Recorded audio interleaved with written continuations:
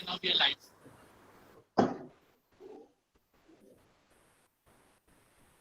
With the permission, We can start. can we start, sir? Yeah. Okay. Good morning, one and all. I, Dr. Farooq Ahmed, welcome you all on behalf of Saulina Kishore Mamedwar, Institute of Management Studies and Research, Kosara, Chandrapur.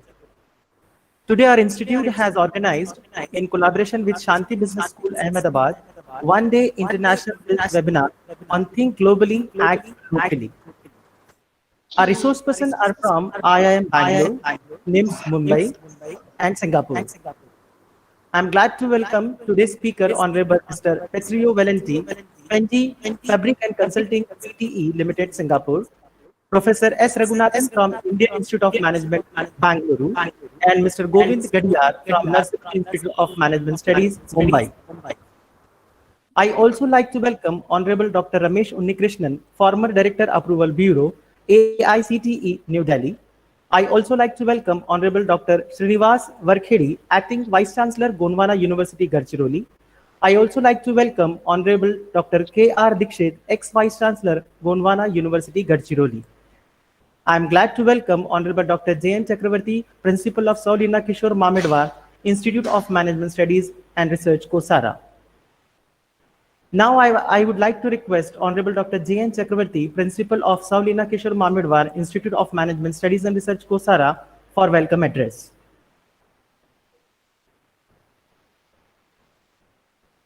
Thank you, Dr. Farooq Ahmed.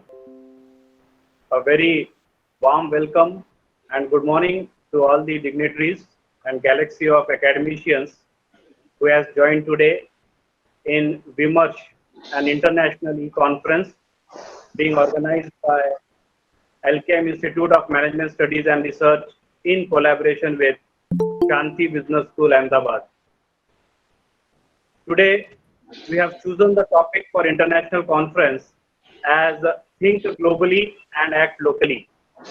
In my welcome note, I will be glad to share with you the basic aim and objectives of organizing this seminar, and really glad to welcome all the dignitaries of today's international e-conference.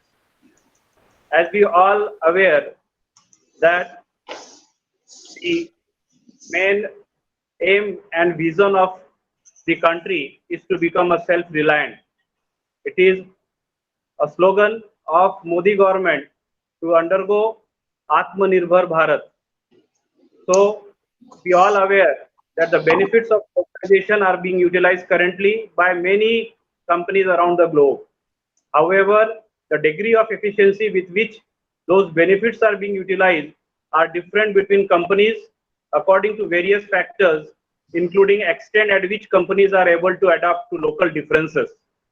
Think globally, act locally is basically an approach implemented by some of the most successful companies in various industries, according to which having global viewpoint and plans, but at the same time responding to and adapting to the local differences is the best strategy a company can adopt in terms of international expansion. The efficient implementation of this strategy has brought global success and market leadership for many companies like Aldi, Tesco, McDonald's, Apple, Nokia, and many others. Companies face challenges in their attempt to implement the approach of think globally and act locally. Many challenges are misunderstanding on cultural grounds, insufficient level of competency, and management involved in foreign operations of the company. And the changing needs of the customers are the basic focal point of the topic named as think globally and act locally. With this aim and intentions, we are organizing our second international conference on this particular issue. Sir, I take this opportunity to inform you that near about 826 participants has participated in this particular webinar on the platform of YouTube. And these participants are from various countries like Indonesia, Russia, Thailand, Yemen, Pakistan, Bangladesh, Sri Lanka, and Japan. I take this opportunity to welcome all the participants from all over the world to this webinar of Think Globally and Act Locally. I am too glad to welcome today's inaugurator of the function, Dr. Shrinivasa Varakhedi sir, who is a Vice-Chancellor of Gondwana University, Gadchiroli. And Dr. Shrinivasa Varakhedi sir has a lot of academic experience. He was working with Karnataka Sanskrit University, Bangalore, and now as the post of VC, has retired from Gondwana University, Gadchiroli. I am very glad to welcome Honorable Dr. Shrinivasa Varakhedi sir to this platform of e-conference on Think Globally and Act Locally. I am too glad that Dr. Dixit, who is the Joint Secretary of the Sarvodaya Shikshan Mandal and ex-Vice-Chancellor of Gondwana University, has presided over this function, accepted our invitation to preside over the function.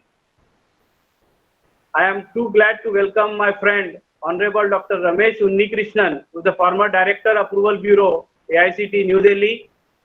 He has accepted our invitation and is a part of our international e-conference. Really thankful and welcome to this platform.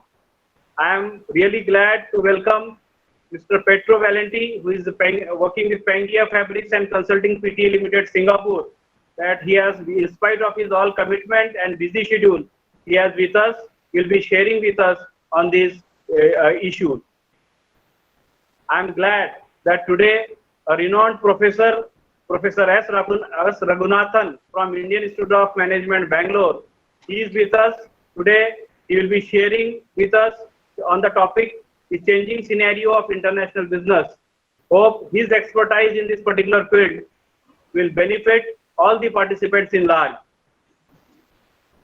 Today, we are having Mr. Govind Gadiyal. He is also ex-visiting faculty of Narsee Monjee Institute of Management Studies, Mumbai. Has a thorough industrial experience and academic experience also, will be sharing on the topic of Think Globally and Act Locally. I am grateful to Dr. Neha Sharma, who is organizer and also our co-host of organizing this webinar. I am glad that Shanti Business School, Ahmedabad, is a co-partner with us and will be organizing such kind of events in the near future also. I will not take much of your time. Really glad to welcome all the galaxy of academicians in this platform of International Conference of Think Globally and Act Locally. Thanks for patience hearing. Thank you all. Thank you, sir.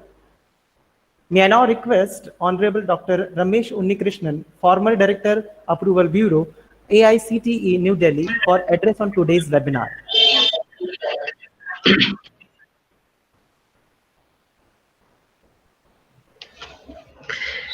Yeah, very good morning to all the learned delegates over there.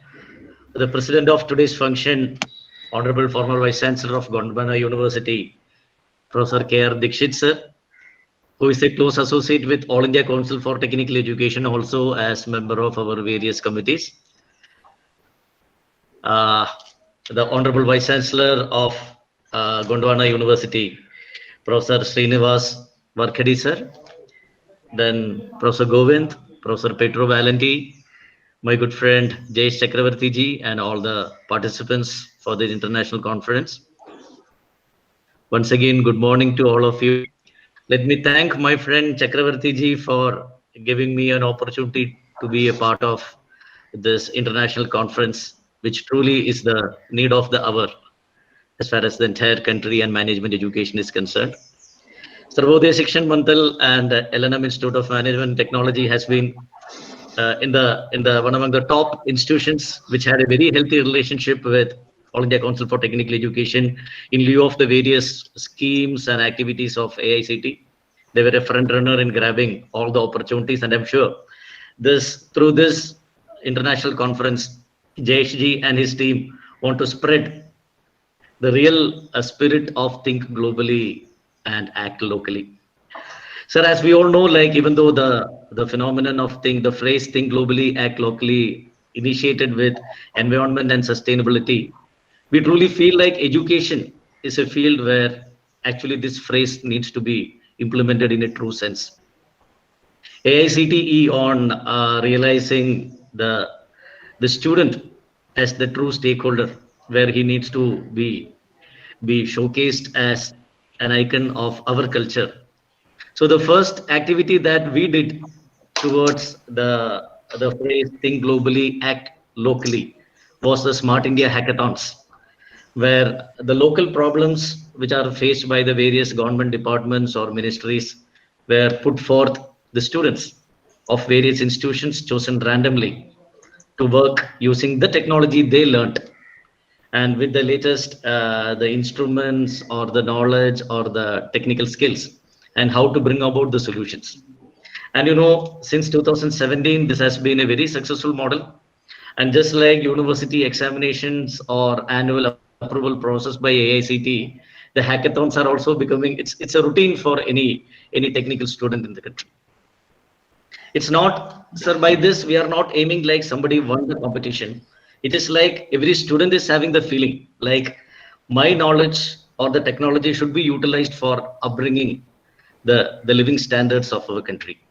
Through globalization, sir, we all know we are aiming like soon is a day to come where there is no difference between urban, rural, mega, or metro.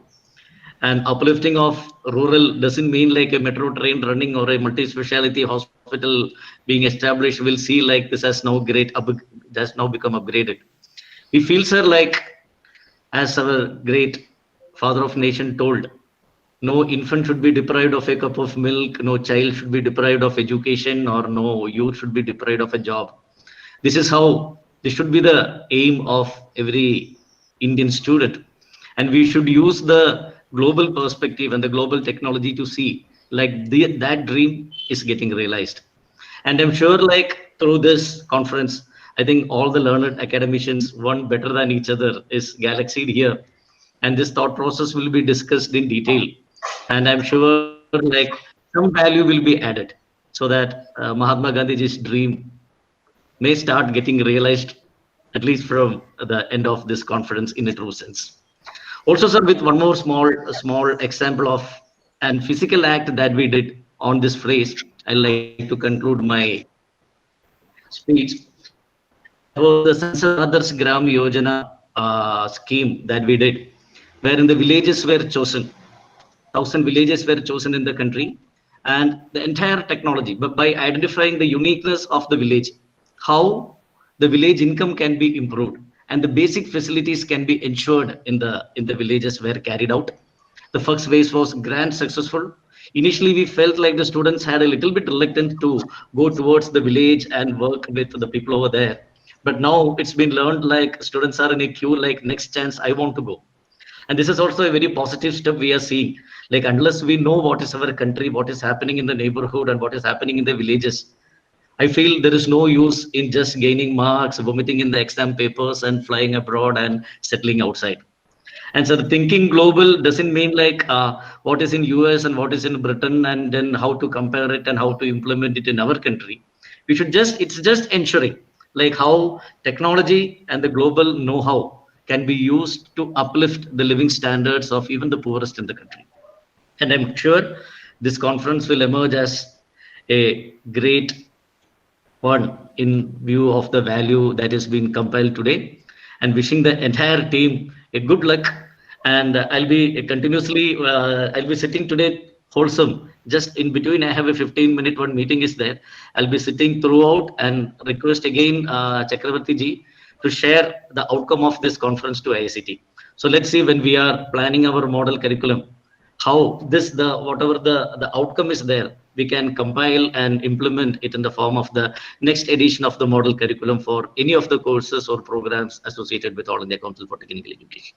So once again, congratulating team LNM Institute for bringing such a wonderful thought and also for gathering the best academicians and the talent pool available in our country in a single platform now. And thanking once again for giving me an opportunity to speak. Thank you. Thank you, sir. Thank you, sir. May I now request Honorable Dr. Shrinivasa Varakhedi, Acting Vice-Chancellor, Gondwana University, Gadchiroli, for inaugural address. Suprabhatam. Good morning to one and all. I'm very much glad to be part of this very nicely organized program. The conference on Think Globally, Act Locally, organized by Leena Kishore, Momidwar Institute of Management Studies and Research, Chandrapur. The chief guest of this program, the chair, Professor Dixit, organizer, Dr. Chakravorty, other delegates, Sri Rakesh Ramtekeji, Sri Pietro, Valenti, and other delegates who are participating in this program. Of course, I should take the name of Professor Raghunath from IIM Bangalore. Professor Mahadevan from IIM Bangalore is one of my friends with whom I constantly I'm working. So today, the theme of this program, theme of this webinar is very interesting. Thanks to Corona, because of this Corona situation, we are now globally connected. Gondwana University, an institute belonging to the Gondwana University, is globally connected. I appreciate the efforts of Dr. Chakravorty, principal of this institute, for taking such an initiation to really think globally and act locally. He is really today acting locally because he is sitting in Chandrapur and he is inviting global thinkers, and he has already started thinking globally. So it is not the theme of the program, it is his action. It is his action that is suggesting that this entire theme is already imbibed by him, and he has started this to deliver to his students. Delegates, I'm very happy to be part of this program for two reasons. One, I need to welcome all of you as the Vice-Chancellor of this university. And secondly, I belong to a great tradition of ancient Indian knowledge systems. The message of this seminar is univocally justified and also instructed in the ancient Indian Upanishadic system. There is a question in Mahabharata. Today, that question, I think that question we need to ponder. The whole idea of this think big, think globally, think big, and act locally is around this problem. Today, we are facing the problem not in the expertise in different fields. We have very good number of engineers, good number of doctors, good number of administrators, but the issue is leadership. We are facing the crisis in leadership. So this question was raised in Mahabharata. Kalo va karanam rajyaha raja kalasya karanam iti te samshayo mabhut raja kalasya karanam. The question was asked whether Raja, leader is important, or the whole situation. Whether situation creates the king or leader, or leaders create the situation. This was the question. Then he says the answer is given by Lord Krishna there. Raja kalasya karanam. Leader creates the situation. Leader brings the situation. Therefore, our concentration should be on the development of leadership. So today, today very later we started thinking about the resources. We started thinking about the many issues, engineering, medicine. Slowly we started thinking, no, these are not problems. Problem is management. Then today, management is taken care. The issue is leadership. So, in order to address the crisis of leadership, such themes are very important, because a leader can be developed, a leader can grow only with big thinking. A leader without action is useless. A leader without big thinking, visionless person is also useless. He cannot become a leader. So the leader should be globally connected and he should be acting locally. This connection between globe and local, a leader can reach this point. So therefore, the concept of today's seminar is very important for the students of management and the experts in the management. I would like to bring a couple of pertinent points. In our Upanishadic thinking, the Rishi always tells us to meditate on Brahman. What is Brahman? Brahman is big. The big idea is Brahman. Brahman is nothing to do with any Lord, any God. No. Brahman means the big idea. When you are attached to big idea, that is the global thinking. So a person who thinks big can really visualize the real problem of the local. Then he understands the real problem of the local situation. Then he can address the situation by acting. Therefore, there is a connection between Brahmanda and Pindanda. Pindanda is this body. Body means local. Local situation is conceived as body. And the globe is the Brahman. So we should see the resemblance between these two concepts. Otherwise, we cannot take action on our... So, if someone feels some pain in his body, he should think that there is something problem. The problem is not in this body. Problem is somewhere in the globe. So if he can think in the global level, then only he can address the... See, therefore today, the great scientists need not address the small situations. He cannot address a small situation, small problem of a village. He can address only the problem of the globe. Then naturally, when the action are taken, the village problems are solved.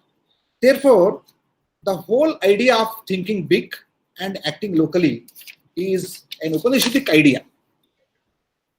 One more point I connected to with this, our ancient sayings, two sayings are very important. We should really spread them. Vishwam bhavat tekanidam. The whole world is a village, a home. Vishwam bhavat tekanidam and Vasudhaiva kutumbakam.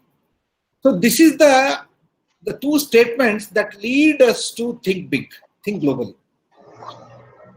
And when you take action, action is an event. This event cannot happen globally because you can push only your body, you can push some local agencies. The action is possible only in limited way. Therefore, Lord Krishna always suggested in Bhagavad Gita, he suggests that the thinking process should be in global level, but the action process should start in very. Therefore, I say there is a saying: start small and scale it in big way. So always our action should be in a small scale. We should really concentrate on a small point. Then our action will yield to results. That result push us to the global level. Therefore, action always is small. The small action, even an action in an atom, has created this whole world. But that action started with a thinking of the universe. How this universe has come into existence. This is that an action started in a small particle, small atom. But without thinking of this universe, that action has not taken place. Though the action has taken place in a small atom, but universal was considered. The whole universe whole globe was conceived. It was an idea. Then with that idea, a small particle took an action. Today we are in a big globe. Therefore, actions always possible in a small way, and without big thinking, those actions will fail. Therefore, today, creating an institute, creating a village, creating a town, creating a really good state and good nation is possible only by action. But without thinking big, it is not possible. Always human beings tend to expand themselves, not by body, but by thinking. Therefore, human beings should always, that is a tendency, nature of a human being to really expand himself to the global level. The expansion is possible only by thinking, and action is possible only in local level. With this, I think this Jnana Yoga and Karma Yoga are aligned. When Jnana Yoga and Karma Yogas are aligned, then we can really achieve our intended results. With this, when we explore some idea, we should really explore ideas from our ancient Indian wisdom. We will find every sort of new thinking, novelty in our ancient Indian system. So I wanted to bring your notice to the ancient ideas. I really congratulate the institute for taking this initiation, and this international e-conference is inaugurated, and I really welcome all of you, and I wish you all the best for this. I wish you all the best for this international conference. Thank you. Thank you, sir. Thank you so much. May I now request Honorable Mr. Pietro Valenti, Pangea Fabrics and Consulting, PT Limited, Singapore, for address on today's topic. Good morning everyone, and many thanks to the board of the Shanti School Business School, who is hosting me for the second time, and this time giving me the opportunity to talk about one subject which I care most. So let me just start with my presentation now.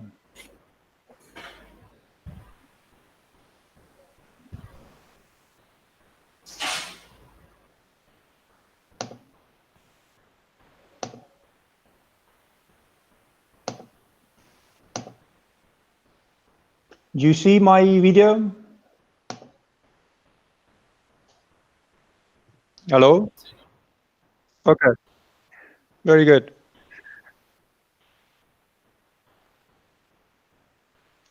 Okay. So the presentation starts now.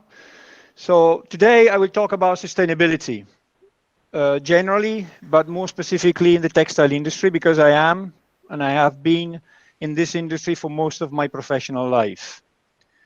And let me say that if there is one thing which is definitely a global problem, which needs global and local action, this is definitely sustainability. Now, we do not have much time to go into the depth of any of the aspects of sustainability because I have only 20-25 minutes. So the main purpose of this chat of mine will be limited to 3 points. I will try to raise the awareness because God knows we badly need bright people working on sustainability problem. I personally think that nature is giving us very clear messages lately, and I'm not talking about the COVID-19 only. I'm talking about the fires in California, about the hurricanes, talking about a hurricane we had in the Mediterranean 3 weeks ago, which is a very unprecedented situation. I'm talking about whatever you can read on the newspapers lately. This is the first of my targets today. The second is to show you that some of the most important issues and the fake news or informations which are around on this subject of sustainability, and which are unfortunately a characteristic of the subject. And the third target, most important, is to give to the students some initial hints about where to start for further researches in case this contribution of mine will have some success. And I will consider a success if only a few of you will start working on this subject. So now, if you are scared or worried about the COVID-19 pandemic, please note that this is the first of the many emergencies that you students will see in your lifetime. Actually, the only generation who did not see devastating happening is probably mine. I am a baby boomer. I was born in 1964. My father and my grandfather saw wars, famine, and devastating illnesses such as TBC or poliomyelitis as a cyclic routine. You will have viruses, hurricanes, heat waves, and probably very important economic crisis. Probably the most dangerous, although not so immediate, will be the climate change your generation will face. Now, let me tell you this very clearly. Climate change is directly related to the sustainability of our behavior as citizens of this planet, as managers of our companies, as scientists innovating our society, and as technicians running our industries. Let me give you one more important note before I really start. I am optimistic. I am optimistic on the capacity of the human race to find solutions to any problem. So even though this presentation may look negative in some ways, I think that my only concern is actually the time that I see wasted. Although solutions are available, and the reasons why these solutions are not implemented yet is also very clear according to me. So here we start your next 30 minutes, which actually are going to become a little bit less. What I will try to tell you is what is a non-sustainable industry. There are a few more facts. In other words, I will try to show you the boundaries of the discussions. I will try to make you understand why is it that it is all about volumes, at least in the textile industry, and why fake news and misinformation is so widespread. And at the end, I will try to explain why is it that India can play an important role in the solution of this problem. So let's start from what is an industry which is not sustainable. This is a common definition which I'm giving you, is not something which is coming from me. We say that an industry is non-sustainable when at the end of its transformation, it has a high debt of natural resources. But not only it has a high debt of natural resources, there are natural resources which cannot be completely replaced according to the existing available technologies in the quantity and quality the industry picked up for its functioning. So we're talking about the industry which has used a lot of clean water, a lot of energy, raw materials, and so on. The second point is the most known, which is that an industry is considered non-sustainable when along its process, it generates damaging side effects for the environment. And here is what we say, this is what we say when we say that our industry is polluting atmosphere, water, but not only that, it can also generate polluting materials to be disposed of, rejects, these kind of things. And here, of course, the idea of the greenhouse gases emissions comes into the picture, GHG. Finally, an industry is considered non-sustainable when its product cannot be recycled or disposed of without affecting permanently the existing natural environment. Now, this last point is particularly important because, for example, it is the main reason why the petrochemical industry is the less sustainable on the planet. Of course, there is not only the problem of the pollution of cars, pollution of the industries, there is also the fact that we are producing plastics since the 50s. It was invented before I lived. And since then, we have been producing literally trillions of tons of plastic. And all this plastic, out of all this plastic, only 7% has been recycled. All the rest is in the landfills, has been incinerated, or it is in the oceans nowadays. So once we have clear in mind these 3 points, raw materials, pollution, and recyclability, we can go to something which is very common to all of you. I brought this because of my job, of course. The source of these numbers is nothing else but Levi's, the oldest maker of jeans. And in 2017, they came out with a paper, which is a very famous paper, in which they tried to sum up which is the debt of a pair of jeans during the lifetime. They calculated, and it is approved by many different external laboratories as well, and studies, that a pair of jeans asks for approximately 3,781 liters of water. The important thing to know is that 67% of this water is coming from the agriculture, from irrigation, because cotton is not probably the nice and kind and biological plant you may think. There is an 11% of this water which is used by the industry, because we use water to clean, to wash the fabric that we use for the denim, for doing all these scraping and whiskers and nice holes that you have on your jeans. All that needs big amounts of water. But it is only 11%. 23% of the water which is used during a lifetime of a pair of jeans is coming from the domestic washers, because we all want to clean our jeans when they start stinking. On this side, there is the water. On the other side, there is the greenhouse emissions, the CO2. A pair of jeans requires approximately 33.5 kilograms of CO2.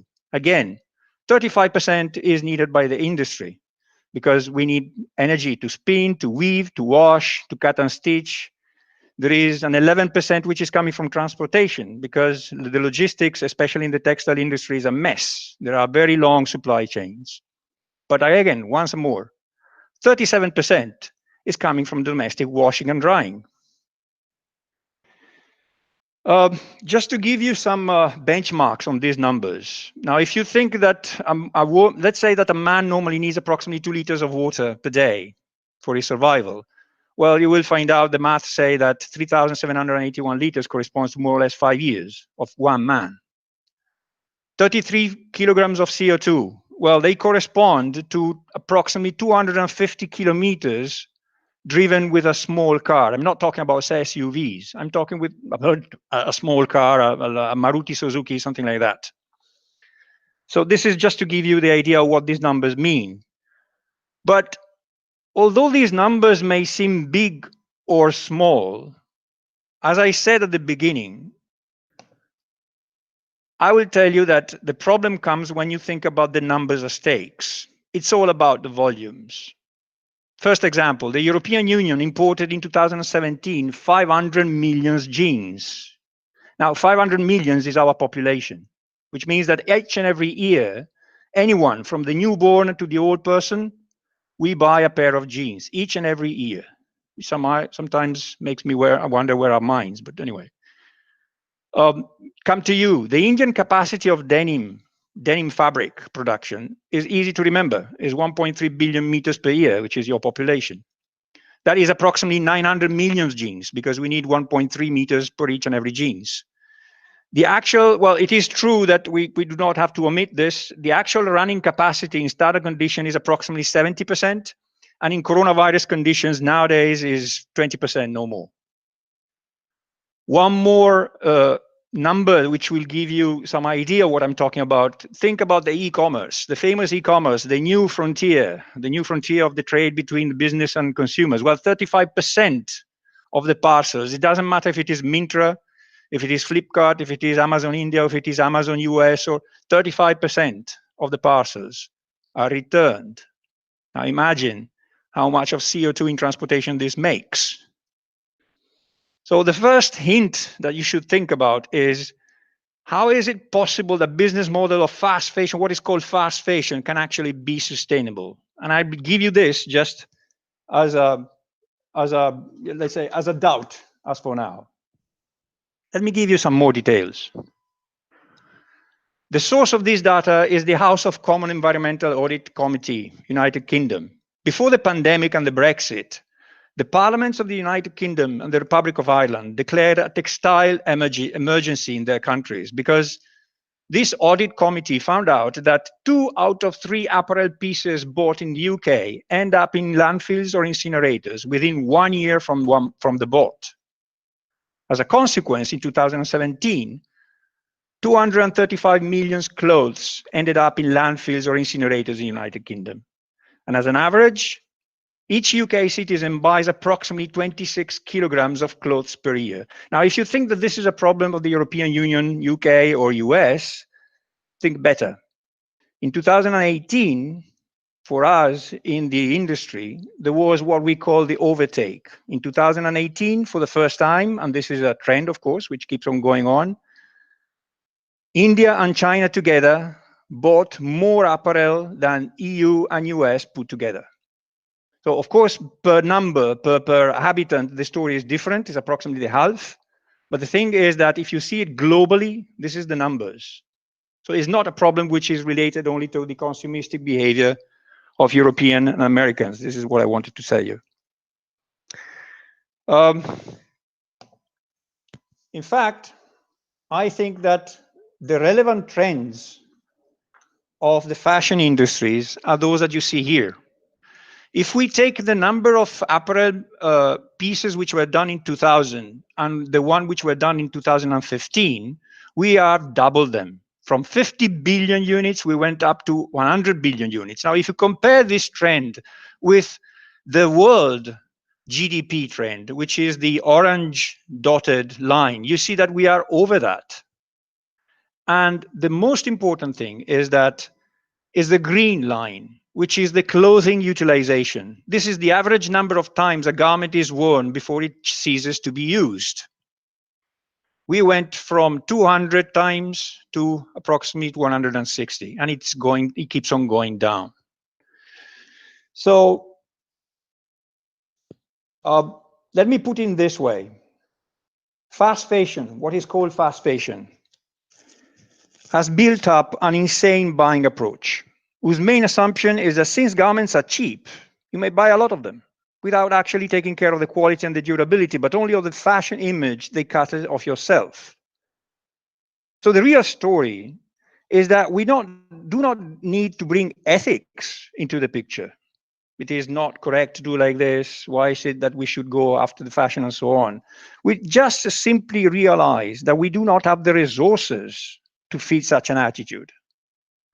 Therefore, my message, being someone in the textile industry, remember that. If and when you see or hear the likes of Zara, H&M, Big Bazaar, Myntra talk about sustainability, well, think twice. As I said, think about the e-commerce. 35% of the deliveries is returned. Think of the fact that in this kind of fast fashion model, 20% of the clothes manufactured are never worn. They are lying in the warehouses. They are never presented into the stores neither. There are mistakes. There are delays which are not presented for the next season. They end up, again, in incinerators in the great majority of cases.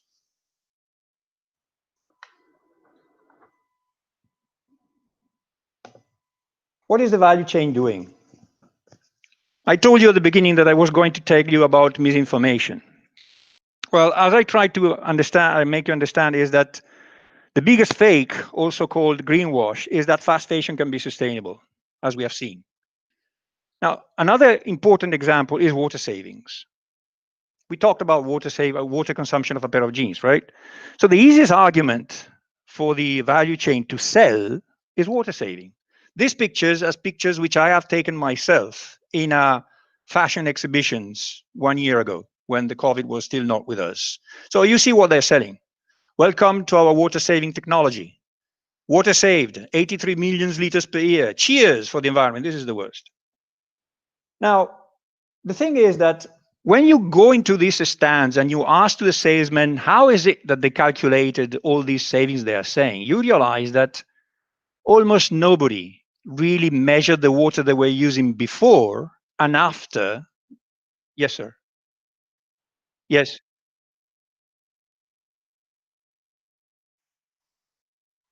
You don't see my PPT?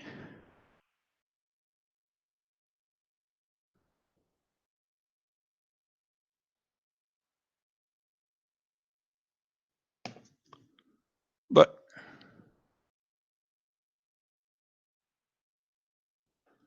oh man, sorry.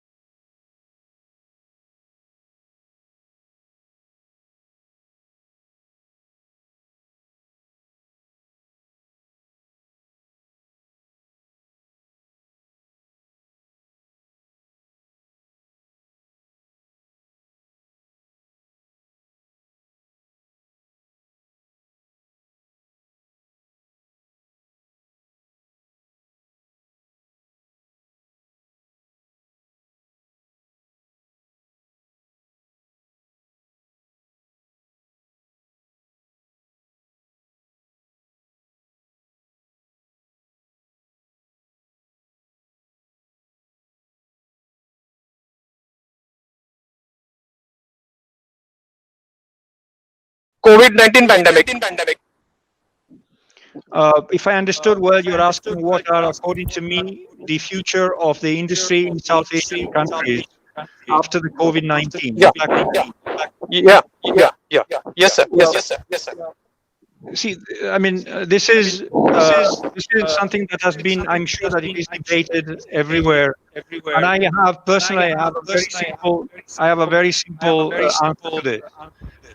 COVID-19 is something that needs a medical answer, a medical solution first of all, and then it will change definitely the way that people have to realize that it has changed the way that we live, we consume, and as a consequence we produce. I'll give you a small example. I've been living in India for 12 years. The great majority of my contracts, after I ran my own company after 2014, but after 2014 I became a pure consultant. And so this means that my reputation, my visibility is quite high in India. The point is that when I left India 1st of April, I had many people asking me to continue some contracts, but of course, since my job has to do with the presence, physical presence, I cannot come back. Not only because there is a situation in India, but because your government has cancelled my visa. Means that if I want to go back to India at the moment, I have to redo my business visa, which is a long procedure. On Saturday, I am flying to Pakistan. In Pakistan, the situation is very different. I don't know if the numbers are real or not. The fact is that even the consulate of Italy in Ahmedabad is telling me that we don't know what the numbers really are, but the fact is that the hospitals are not full and they have very few people, deaths each and every day. So I would say that the medical situation is the one which is giving the first step. After that, well, as I said during my presentation, India has a lot of leverages. And these are the leverages why I came to India in the first place in 2008. The point is that if you don't recognize these leverages, or if you don't exploit them properly, then it would be very difficult for India. See Bangladesh. Bangladesh has one big problem. The whole industry of Bangladesh is textile. The moment that textile has gone down 35–40% as consumption externally, which India can somehow mitigate because you have a domestic market, which they don't have. Well, they collapsed. Vietnam is living out of all the contracts that China is not getting anymore for different reasons, which I will not comment now, if you don't mind. But they are exporting because of that. So I would say that the situation throughout Southeast Asia, or Pacific Asia, is very different depending on the country. And I'm sorry to say that I see India as missing the train, if I may say so. Did I answer your question? I think you are muted your mic, sir. We don't hear you. All right. Thank you, sir. Thank you very much. Thank you, sir. Now over to Dr. Farooq. Okay, sir. Thank you so much. May I now request Honorable Dr. Dixit, sir, ex-Vice-Chancellor, Gondwana University, Gadchiroli, for presidential speech.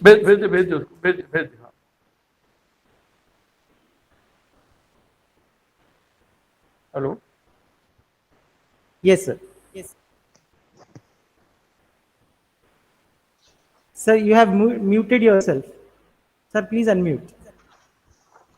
Good morning, everybody.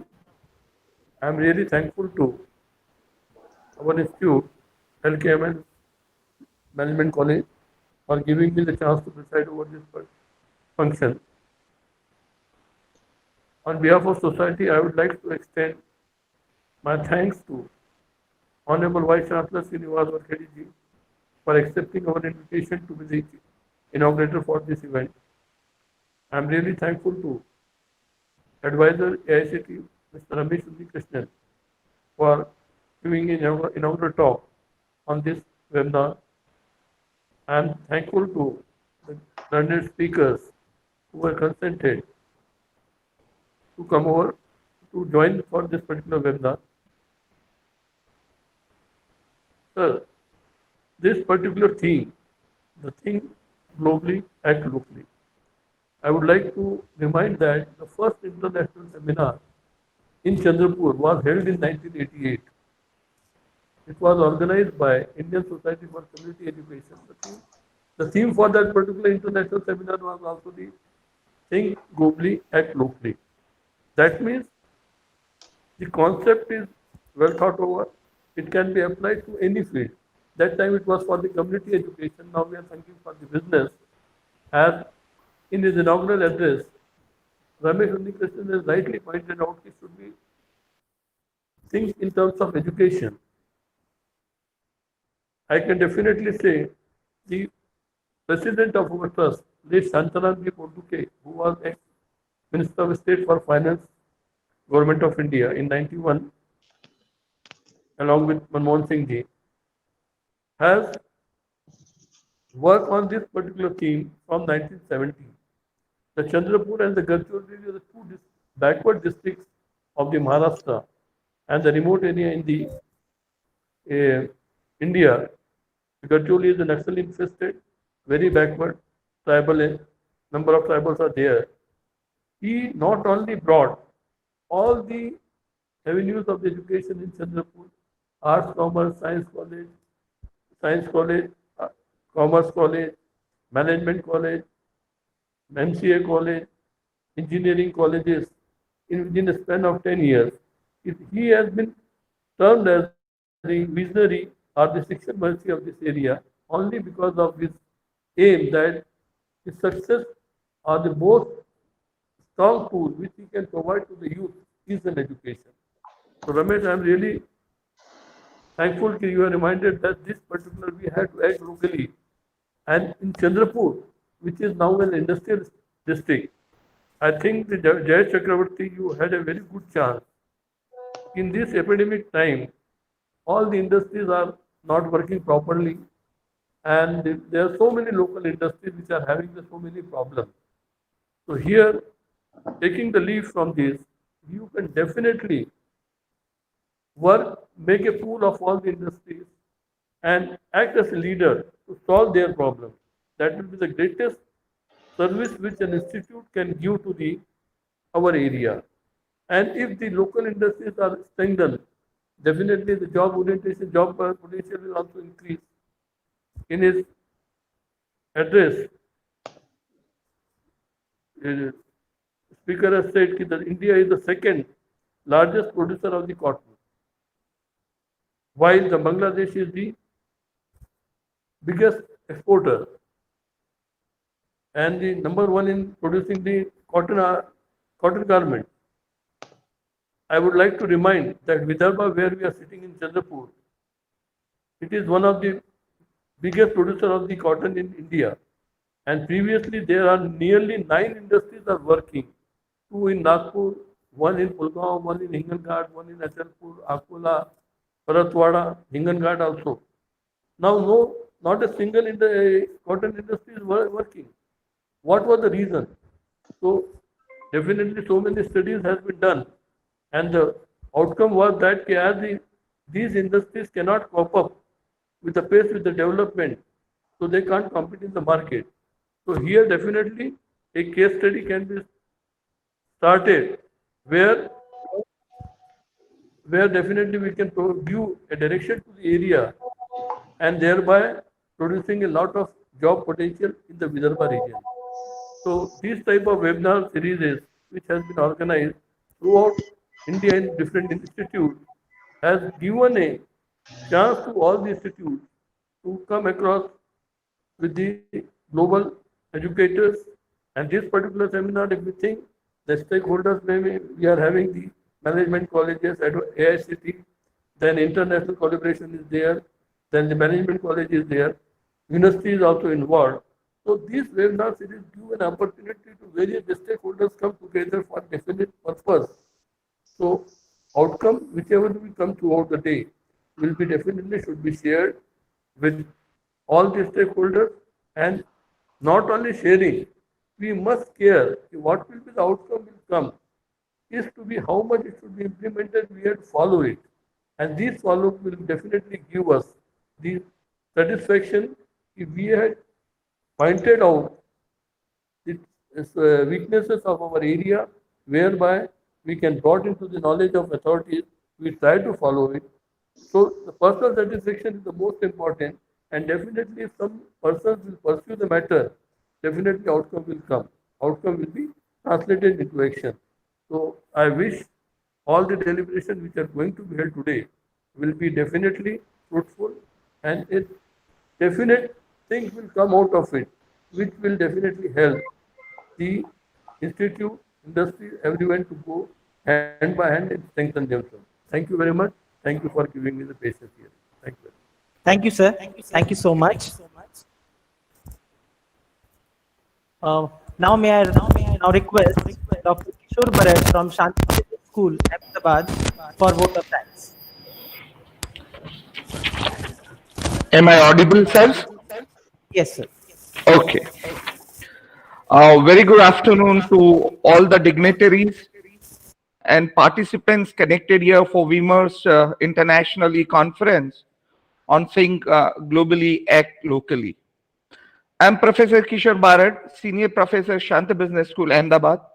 It's an honor and privilege to propose a vote of thanks to all the people with whose vision, knowledge, support and efforts this international e-conference could see the light of the day. We have been fortunate to have some of the eminent experts from academia and industry who will enlighten us on Think Globally, Act Locally. I'm sure that the participants will benefit a lot by attending this conference. We sincerely thank our chief guest, Honorable Dr. Ramesh Unnikrishnan, Advisor Approval Bureau, AICTE New Delhi, and the guest of honor, Honorable Dr. Shrinivasa Varakhedi, Vice-Chancellor, Gondwana University, Gadchiroli, for kindly accepting our invitation and gracing the occasion with their thought-provoking and inspiring address. We are thankful to Honorable Dr. K.R. Dixit, former Vice-Chancellor, Gondwana University, Gadchiroli, for delivering the presidential address and enriching our knowledge. We sincerely thank Mr. Pietro Valenti, Pangea Fabrics and Consulting PTE Limited, for sharing insightful and stimulating views in this conference regarding sustainability and environment management. We express our heartfelt thanks to Professor S. Raghunath, Indian Institute of Management, Bangalore, and Mr. Govind Gadiyal, visiting faculty, NMIMS, Mumbai, for delivering, for engaging and delivering his addresses, which are to follow in the next time slots. The changing scenario of international business and the Think Globally, Act Locally, respectively, will be delivered by both these resource persons in the coming time slots. Further, we sincerely thank Dr. J. Chakravorty, Principal, LKMIMSR, Chandrapur, and Dr. Neha Sharma, Director, Shanti Business School, Ahmedabad, for organizing this e-conference on most contemporary and interesting theme of Think Globally, Act Locally. In fact, the theme of the conference is such that it is going to remain afresh in even years and decades to come. Whenever we are going to think on the theme, we'll have newer challenges. India in person to talk and discuss about the issues that may help and facilitate India to have our eyes and remain connected globally, but come out with the solutions which are sustainable, which are cost effective, and which suits to almost all the stakeholders of our mother India. We are also thankful to Dr. Niyaj Sheikh, Dr. Farooq Ahmed, and Dr. Vivek Kavadi from LKMIMSR Chandrapur, and Mr. Avinash Kumar from Shanti Business School, Ahmedabad, for very effective coordination of this conference. I thank all the delegates for their enthusiastic participation in this conference and making this conference a grand success. I acknowledge the unwavering support received from all the faculty members and staff of both the institute. Thank you all for making this e-conference memorable and successful. Thank you. Thank you, sir. Now we begin with the first session of the Think Globally, Act Locally. Our first speaker, Honorable Professor S. Raghunathan, Indian Institute of Management, Bangalore, share his view on the changing scenario of international business. Professor S. Raghunathan, sir. Sir, your voice is not there. Unmute yourself. Hello. Now audible. Are you able to hear me? Yes, sir. Hello. Yes, sir. Now you are audible. Oh, right. Okay. Yeah. Thank you. Thank you. So, congratulations to the organizers, Dr. Jayesh Chakravorty, Shanti Business School, and all other dignitaries on this wonderful panel for bringing together a set of discussants who have enlightened us so far. You know, this was really, for me, it was very interesting to listen to the views and the perspectives of all the dignitaries who spoke in the conference so far. So thank you for sharing your ideas and your insights. I have chosen the topic of how COVID-19 is affecting international business in the market context, and therefore what is it that we can look forward to in the emerging scenario.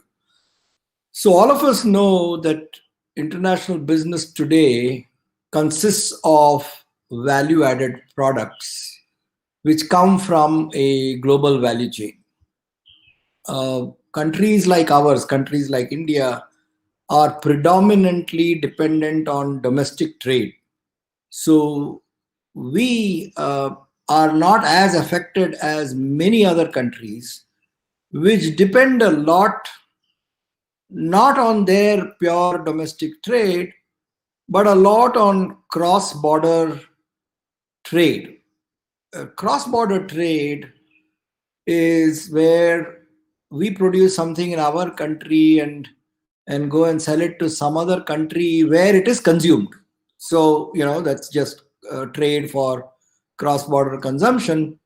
But there is also trade for cross-border production. So whatever we export from India goes to another country, and that goes into the production process of that country.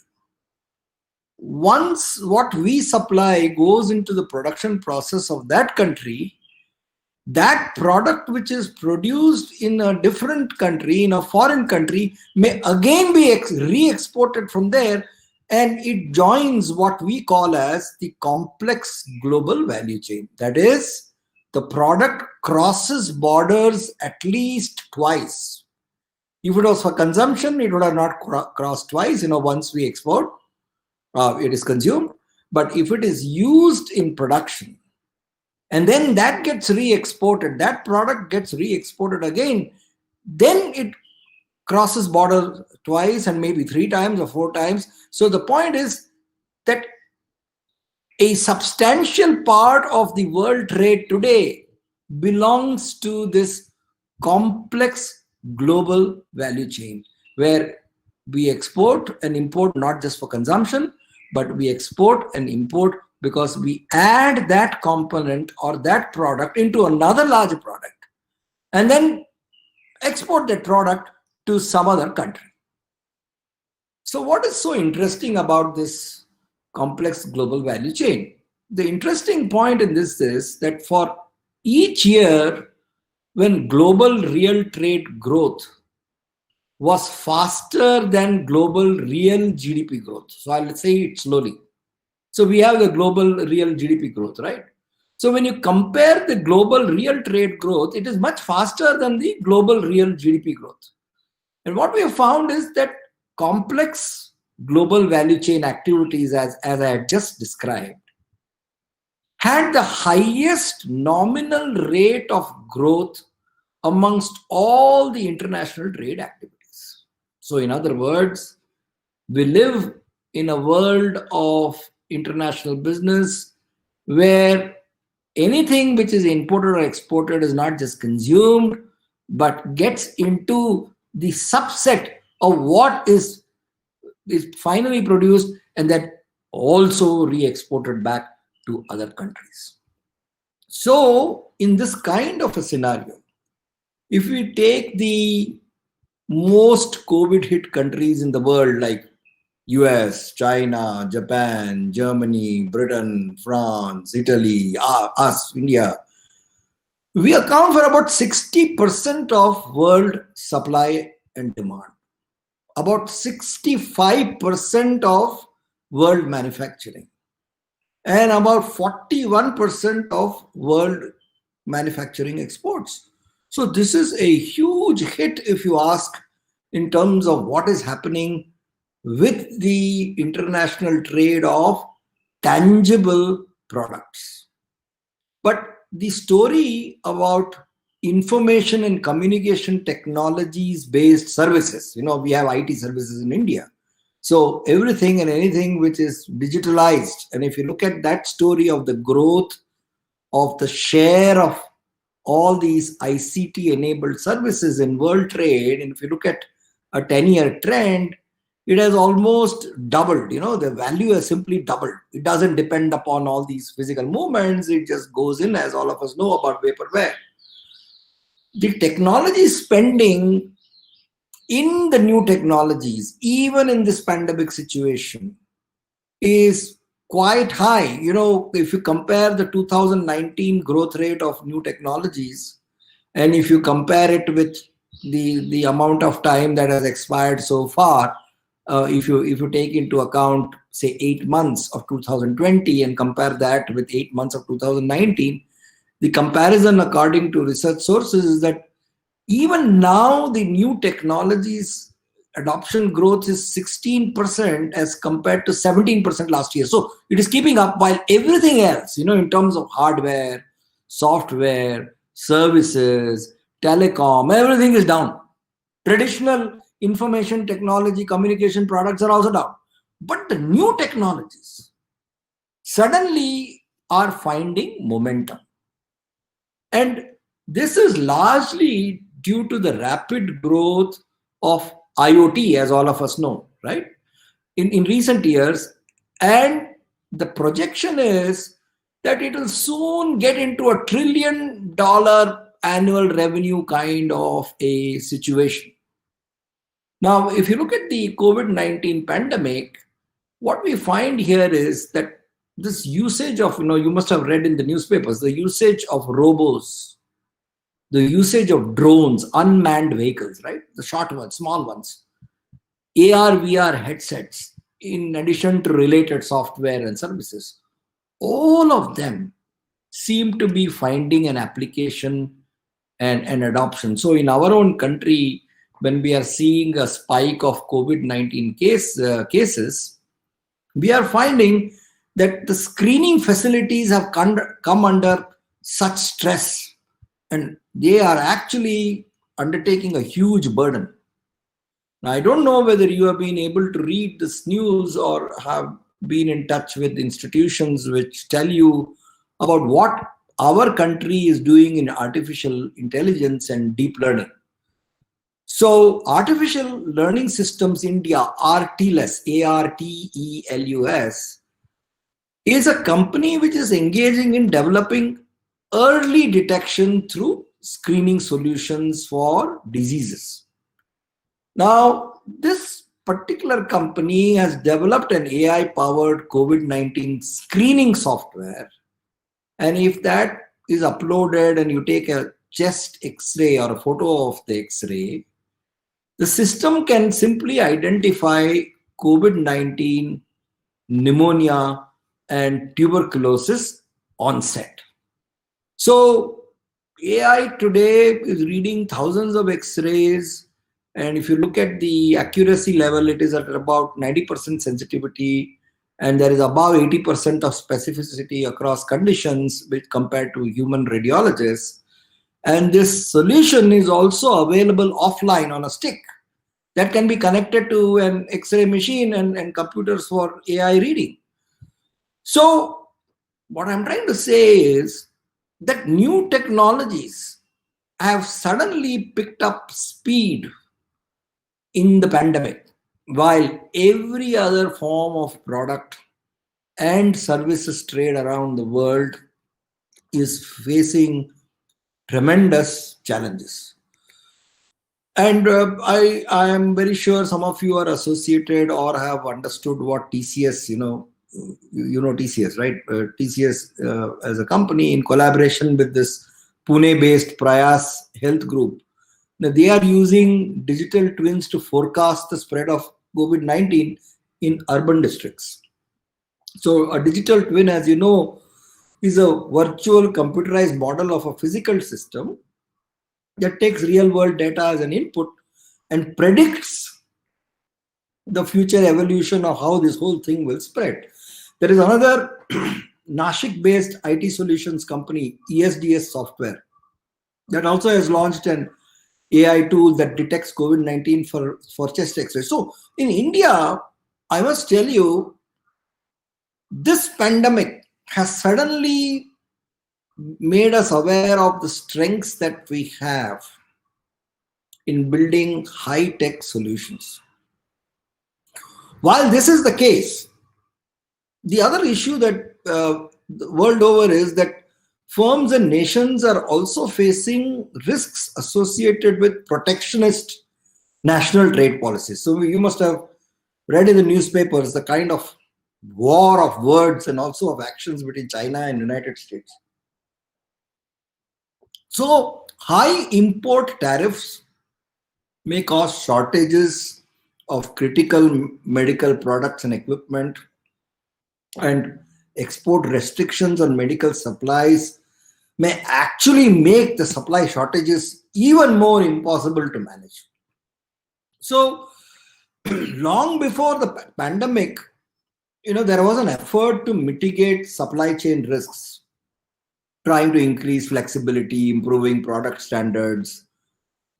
Many leading firms worldwide, they started relying on these new technologies and slowly began reshoring parts of their production back into their home countries. So if you look at our neighbor, if you look at Bangladesh, for instance, contract manufacturers in the apparel industry there have started replacing workers with robots to adapt to increasing wages. I don't know whether we are aware of that. And so the question that arises today in the context of international business is, this current crisis, is it going to actually give a thrust to automation and reshoring, that is bringing back economic activities in this global value chain? And could this actually lead to a subsequent reversal of globalization, lowering the prospects for development through increased global value chain participation? Because today we can fit a component in somebody else's product and that product can sell all over the world, and we participate in this complex value chain structures. But the orientation now is turning out to be slightly very different. Now, if you look at a company like Royal Philips, all of you are aware of Royal Philips. It's a Dutch company, one of the leading manufacturers of ventilators. And it has made I don't know if you have seen their announcements, but they made a announcement saying they'll simply double their capacity in terms of making ventilators.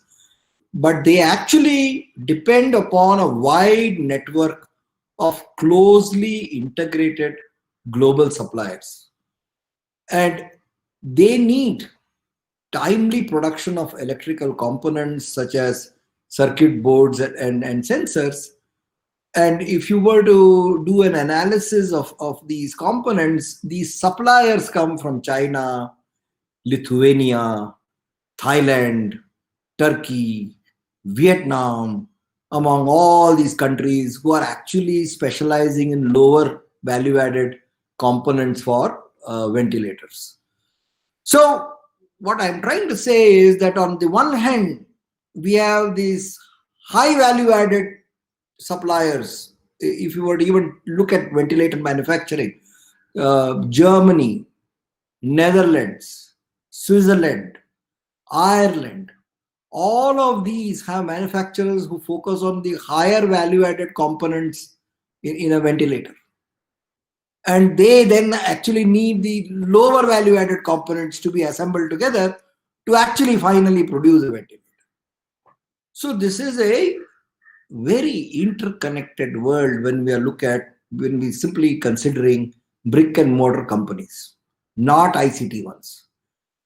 So one of the interesting questions today is that this new technologies, including 3D printing and artificial intelligence, will it actually fill in some of the supply shortages currently observed in the markets for ventilators and PPEs? All of us know this personal protection equipment which medical professionals wear, and even some of the travelers wear these days to protect themselves in public places. And if you look at that, if you were to just look at what United States is doing and the way they are looking at shortages in supplies, they have started using 3D printing to produce ventilator valves and certain ventilator parts, as well as face masks and plastic shields. And additive manufacturing today is something that is being deployed for manufacturing life-saving medical equipment.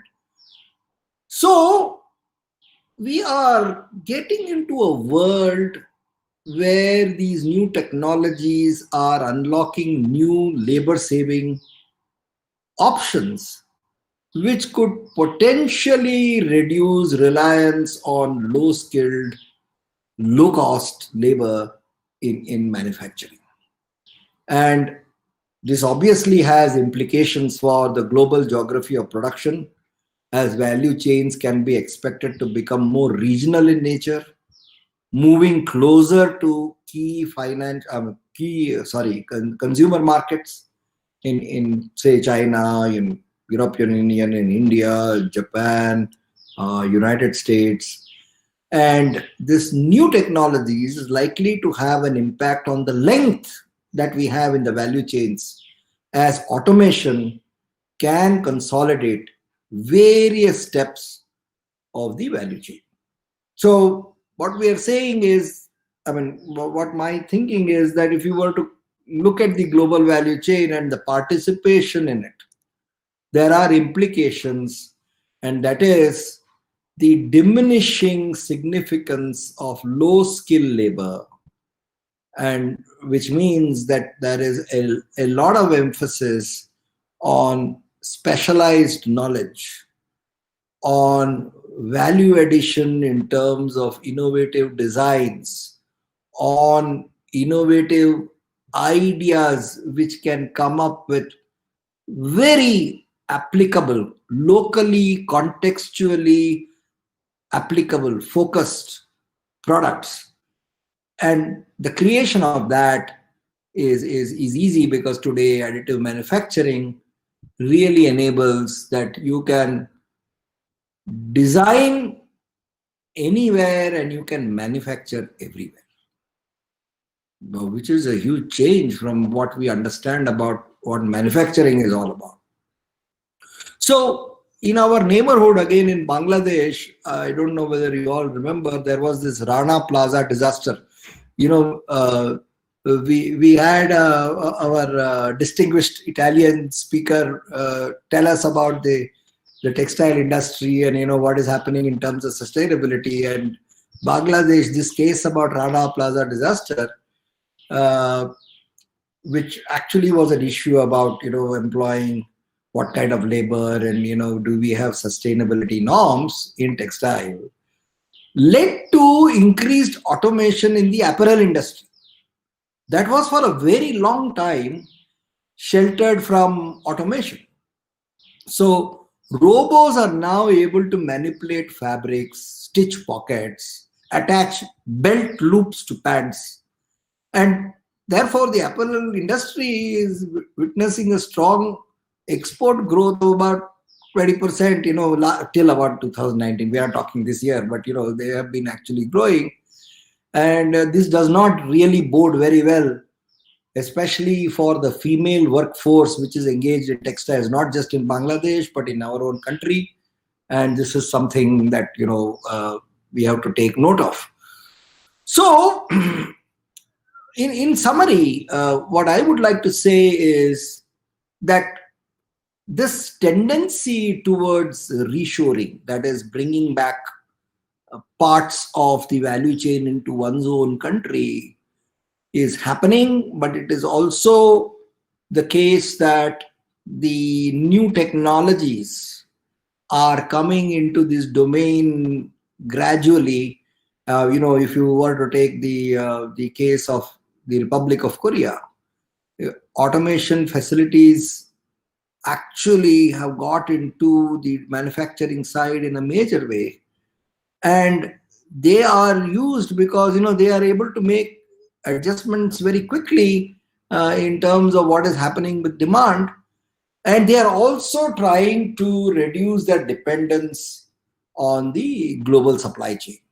So all the supplies of goods deemed critical to the healthcare sector and national security are goods that the national governments would like to control within the country.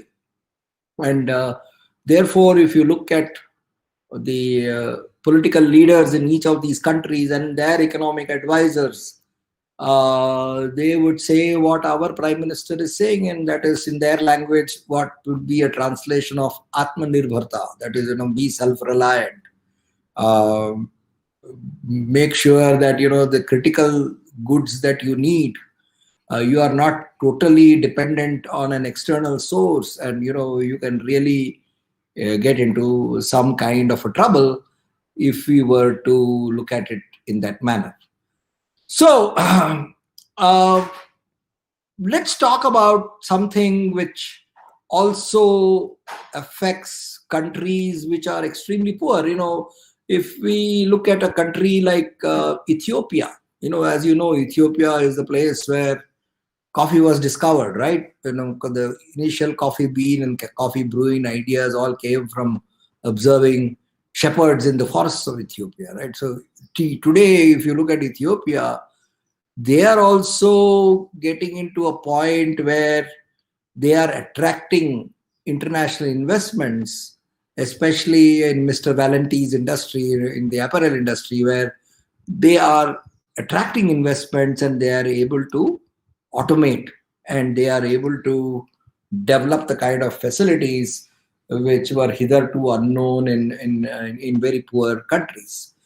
So this is an interesting time where automation is really making a huge change, and that in a way is also helping shore up whatever deficiencies are coming in terms of logistics and the kind of physical transfers that are not possible when the pandemic is affecting so many countries and their supply chains.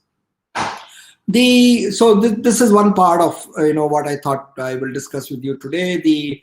The other part, obviously, is about the origin of goods sold in international business.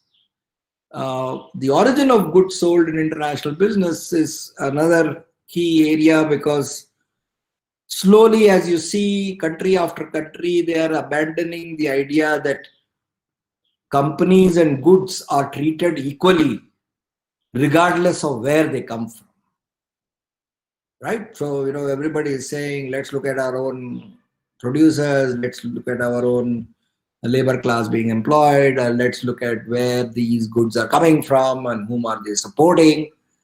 And therefore, governments and, whether it is the Reserve Bank of India or other central banks in other countries, they are asking taxpayers to actually underwrite national firms through their stimulus packages. So this is creating a huge and an ongoing incentive to favor national players as opposed to encouraging international players. So the push to bring supply chains back into one's own country in the name of resilience and self-reliance is accelerating around the world. So our Prime Minister is obviously pushing very hard, and we have policies which are gradually aligning to make that happen. And Mr. Valenti was saying that we are not as smart as neighbors, and the neighbors are getting more attention than us. Then we must pull our act together. If that is the case, I don't know whether that is true of all industries, but he was talking about textile industry. And if you look at what Japan did, for example, see, they have included subsidies for their companies that are repatriating factories back into Japan. So if you look at the European Union, their officials are talking about strategic autonomy, and they are creating a fund to buy stakes in firms. They are saying, let's go and buy. If you look at US, and all of us know it's a public secret about what Donald Trump says every day in his life, right? He has urged companies like Intel to build plants back at home, and this digital trade is thriving, but the digital trade is not at that level at which the brick and mortar trade is, right? So it is growing, but that is not the substantial part. So the sales, for example, even if the United States is crying sore about what they are doing with capital and manufacturing, the sales abroad of, say, Amazon or Apple, Facebook, Microsoft, all of that put together is just about 1.3% of the world exports. Nothing big, the big firms, but in the overall scheme of things, they are not very large. So in the scenario here, the flow of capital is actually suffering as long-term investments are sinking. It's just going down.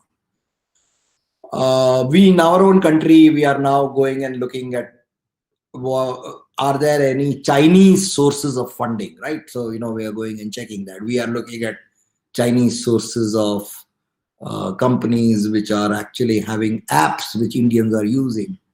A similar trend is happening in the US. So, Chinese venture capital investments in the US have dropped to about 400 million in the first quarter of 2020. I looked at their numbers, which is 60% below the average in the last 2 years. It has really got down.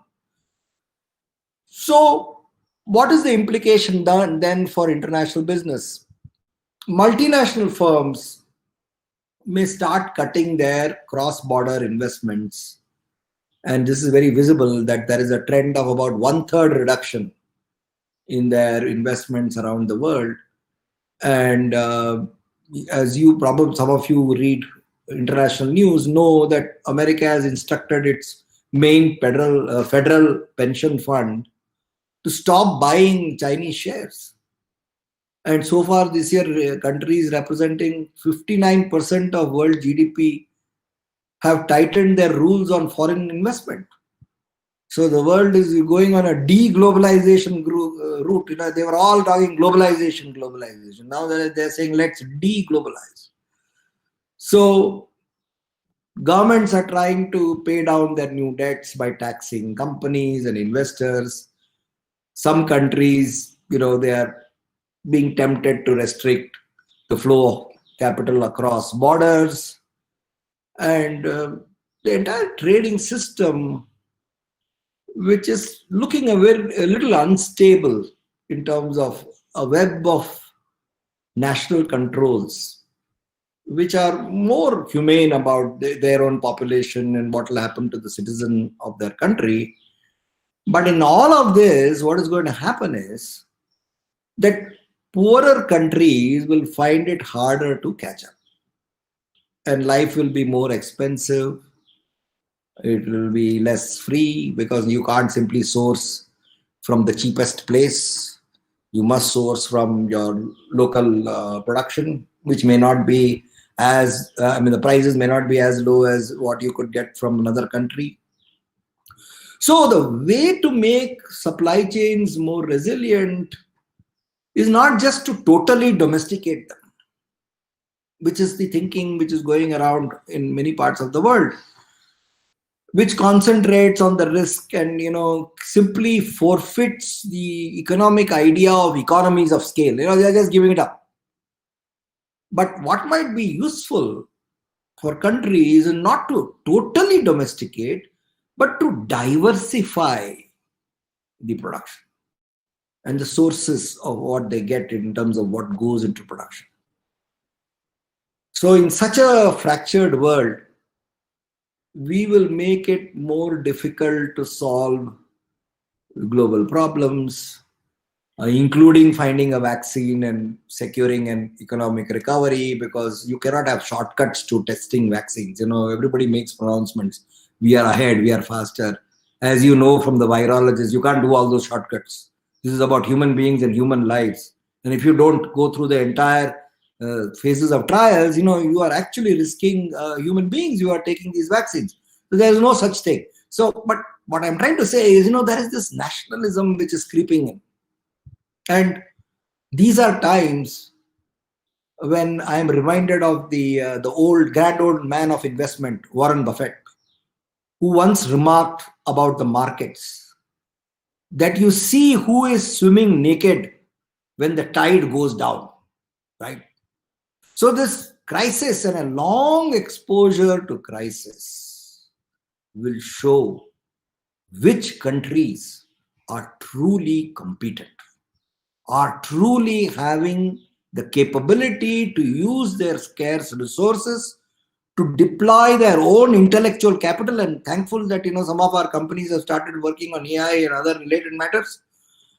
And this will also lead to an extensive surveillance of all economic activities, which is unfortunate. But the point here is that is the way it is going. And we are all day in and day out reading and understanding what China is doing in our borders and what China is doing world over, and what's the fight economically between China and the US and many other countries.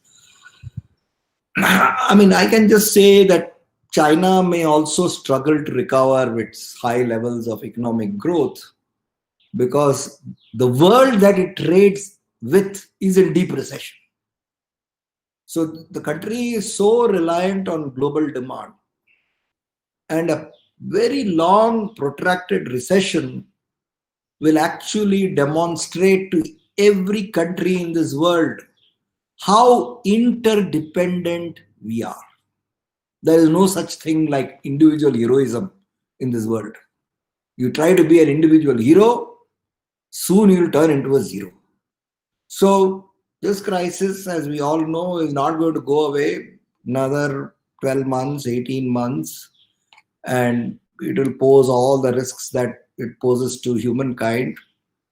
But the possibility is that a country like China, being a communist country, will start focusing on these hard-hit countries like Africa, Latin America, Central Asia, parts of Southeast Asia, some of our neighbors who badly need their money for infrastructure and the technology for whatever, and which will then allow that country to advance their their political ambitions. And unfortunately, if you look at what's going on with America, with its industrial deficiencies and its failure to actually come up with a real alternative to the Belt and Road Initiative of China. All of us know about it, right? Like the Doklam crisis, and they are fighting only with us only because our fellows are trying to supervise what they are doing and they don't like it. And therefore, there are these border tensions. So, America, who's the other big policeman around the world, they don't have a real alternative to what China is doing.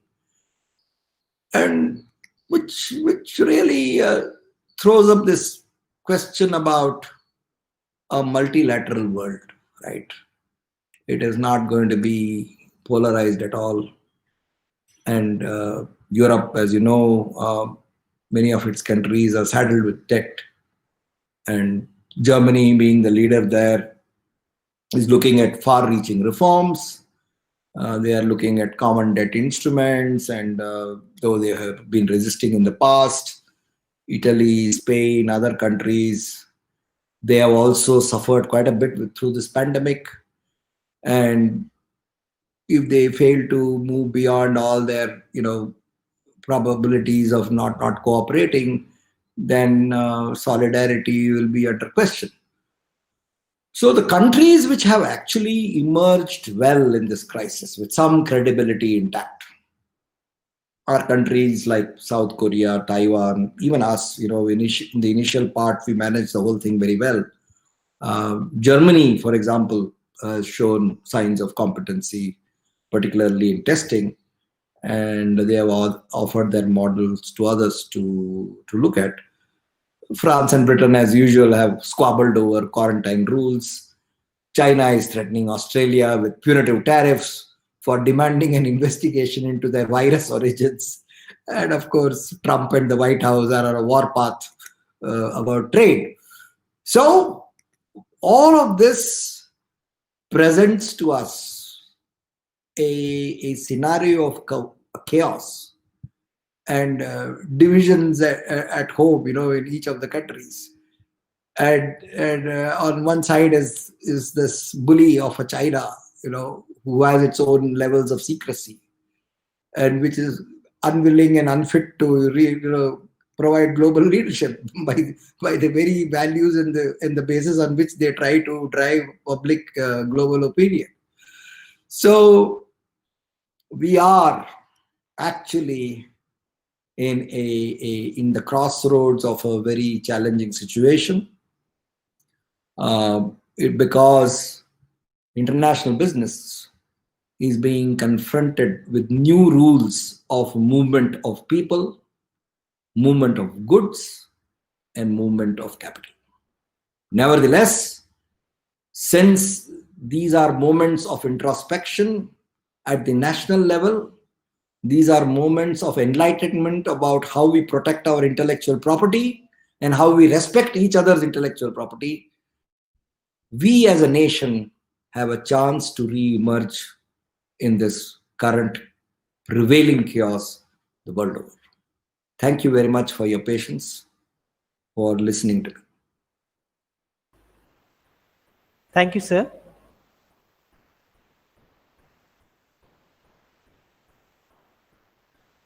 May I now request Dr. Kavita Hingane to ask question on behalf of participant.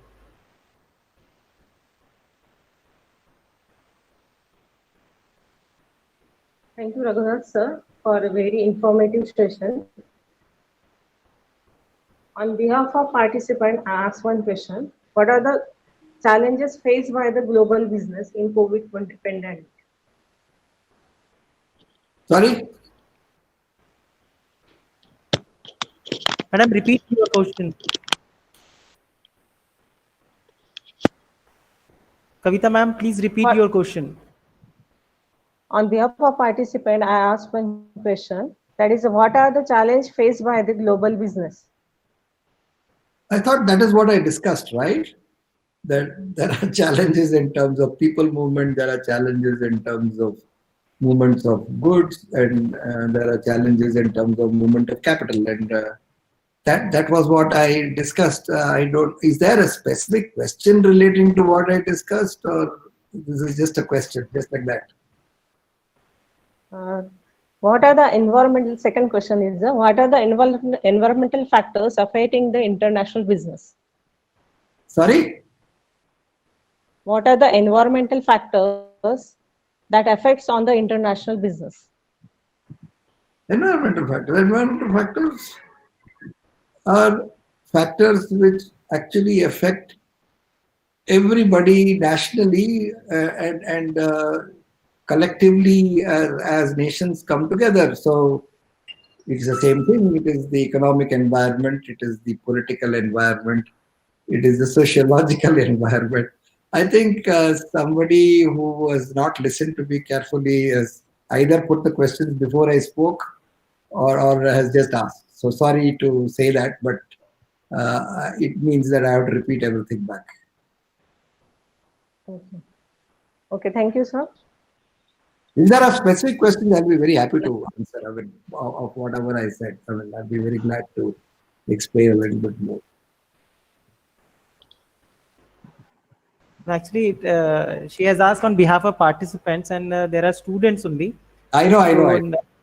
Students are. I understand. I hesitate could to make ask. out the nature of the question.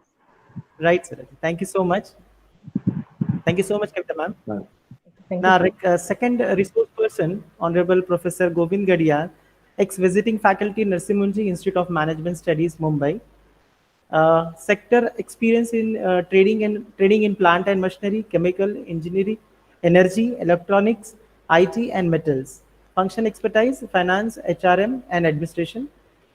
Now, I request Honorable Professor Govind Gadiyal, sir, to start his presentation.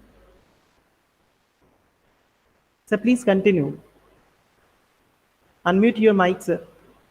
Sir, unmute your mic.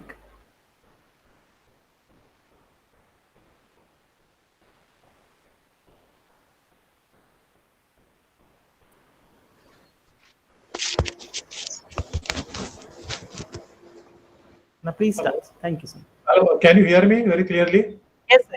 You're audible. Audible, no? Okay. Should I speak little louder or this is okay? A little louder. Okay. So now we are going to sort of make a conclusion of this wonderful topic, global and local. We are going to conclude because already very important aspects were covered by the Italian gentleman and then the esteemed professor from Bangalore. Okay, so we have already covered that.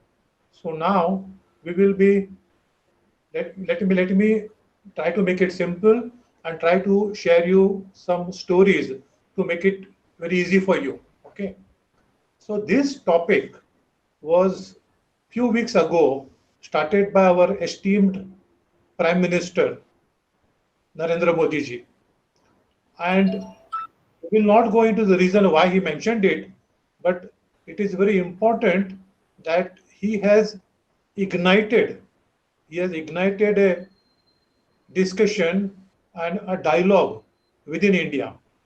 And that is the reason we find that your institute in Chandrapur and another one in Ahmedabad came together to have this kind of a seminar. Okay. So when we talk about this global and local, if you go to a common man in the street or go to a student of management and we say global business, but many people are not aware. They are not aware about what this global business is all about. And if you are not very clear what this global business is, then our all further discussion, doesn't go anywhere forward. So let me start making it very, very simple, sharing with you some stories, very easy to understand and very easy to digest. Okay. The first thing which I'm going to share with you is that your institute is located Chandrapur, which is rich in cotton growing. Okay.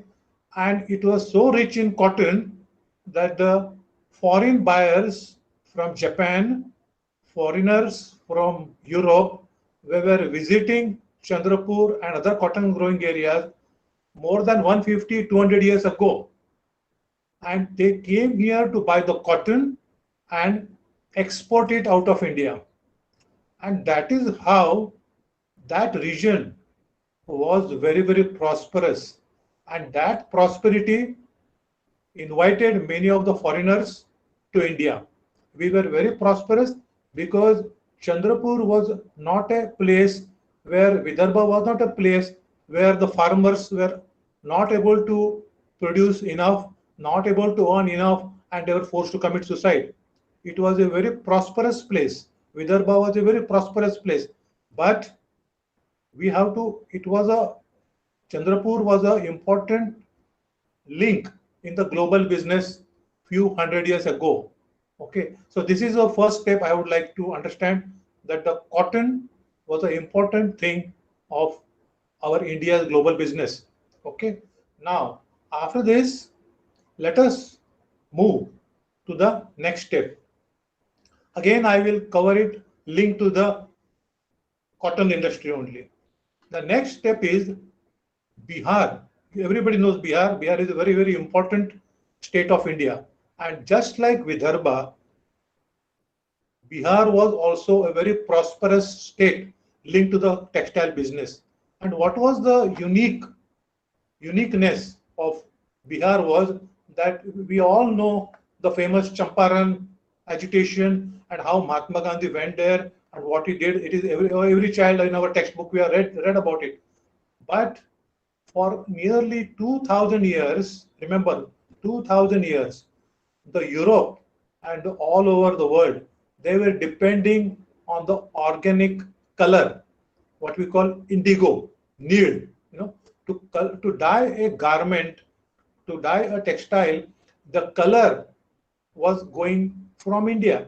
So just like Chandrapur was a hub for a good quality cotton, our Bihar was the epicenter of supplying the color to the entire world. And it was very much, the quality was very much appreciated by all over the world, particularly Greece and Italy, etc. It was very much appreciated. And all the way, the exports of this indigo color went all the way to Japan on one side in the east, all the way to the Europe on this side, and that brought prosperity to India. That brought prosperity to Bihar. And as a student, I'm a student of global business. So we have now to study and find out what went wrong and why we were so ignorant, why we were so lazy, why we were so easy, and we didn't pay attention. We didn't pay attention to our global business. And today we are in a very, very bad shape in Bihar as well. Okay, just like Chandrapur is suffering, just like that, we are finding very sad situation in Bihar as well. The global business is not there. Now, two stories we covered about textile. Now let us move to the next story. Next story is, I'm going to tell you about my visit to Pondicherry. Okay, I went to Pondicherry, and after, of course, doing the necessary tourist sign, then I said, is there a heritage site which I can visit nearby? Then the tourist guided me to a museum, and later he took me to a place called Arakkamedu. It is few kilometers away from Pondicherry. Pondicherry is very close to Chennai. Okay, those who do not know where is Pondicherry, Pondicherry is a place, French colony. It is a small French colony, just like a Goa, very near to Chennai. So when we went to that Arakkamedu, and what we were amazed to see was that for thousands of years ago, there was a global trade going on between Greece and India. Okay, Greece and India, a lot of business was going on. And as we already discussed, India was a basically agricultural dominant country. So we were exporting agri-produce, and the Europeans, whatever they had good quality stuff, maybe gold or other precious commodities, they were giving to India in exchange. And that is how, when you go to South India, when you go to Tamil Nadu, you see so many prosperous, huge temples. Okay, so many across the Tamil Nadu, across that state, you find so much of prosperity, so many huge temples. Like if you go to Madurai, Meenakshi Madurai temple, huge temples. You can just imagine how many years they must have taken to construct that, and how much of wealth those people had to construct that kind of monument. We should be all proud of that monument. When I went to see the Meenakshi Madurai temple, it took me nearly 2 days to admire the temple, to go around. It is such a huge and a beautiful complex. It takes time to see that. So we can just see, we go to Pondicherry and we go to Arakamedu, and there was a trade between Greece and Tamil Nadu. Okay. Next story which I'm going to share with you is there was something in Tamil Nadu. There was something called a Chola Empire. Okay, and the Chola Empire, they were exporting various commodities not only to the Greece, but they were mostly concentrated on the Asian countries, Far East countries. So you can just, even today, if you see National Geographic or any tourist show, or if you visit as a tourist to Cambodia, okay, Cambodia you go, and you can find the Hindu temples there, the Hindu architecture there. Even if you go to Indonesia, Indonesia is predominantly a Muslim country. But in Indonesia, if you visit as a business or as a tourist, you find there immense Hindu Indian influence, which means there was a huge traffic of global business between Indonesia and India, between Cambodia and India. And this is nothing.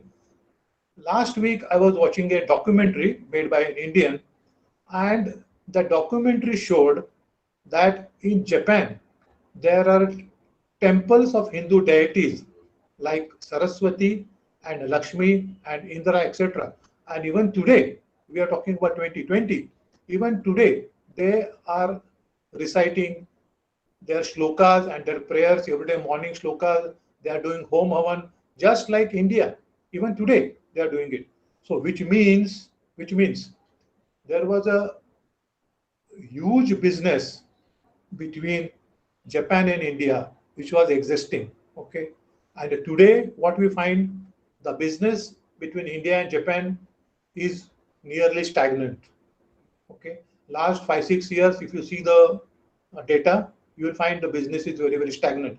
We don't have much time to investigate into that, but I would like you to, if somebody has any question, you can ask me questions so that I can answer that question. If otherwise, I will proceed further.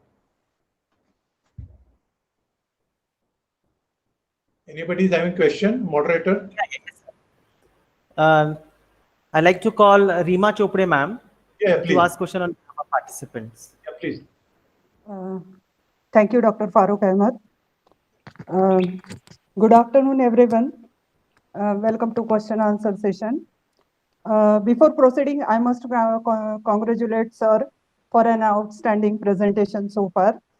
Thank you, sir, for sharing your knowledge and experience with us. Welcome. The first question is, what is the future of think globally and act locally? Okay, very good. Any more question? Second is, what type of commitments the companies have to make in order to adapt to local differences? Okay, very good. Thank you very much. Yeah. Okay. See, you asked a very wonderful question, and I was going to answer this question later, but it is a good year because I appreciate and I thank the students or any person who has asked this question. Thank you very much. See, as I have shared you already a few stories, and few more stories I will be sharing with you. You can just see that the market changes without your permission. Okay, some new technology arrives. Okay, for example, in India, the trucks arrived, and when the trucks arrived, the earlier community which were handling the bullock carts and transporting all the goods, they suffered. Right now, the mobile technology has come. The landline companies are closing down. Right. So similarly, this kind of change, what we can do is we can talk to our friends, we can talk to our mentors, we can talk to our faculty, and just discuss, read the magazines and see what is happening. And in this new environment, what kind of value I can add and how I can prosper. Okay, it is very simple. I will give an example of my student. Okay, I'll give an example of my student who has recently done something during the COVID. Okay, last 6 months he has done. Now this my student, he's an MBA in finance. Okay, he's an MBA in finance, and he was holding a job in Mumbai. What happened was, due to this COVID calamity, the company asked him to work from home. He said, you can take your laptop and you can operate from home.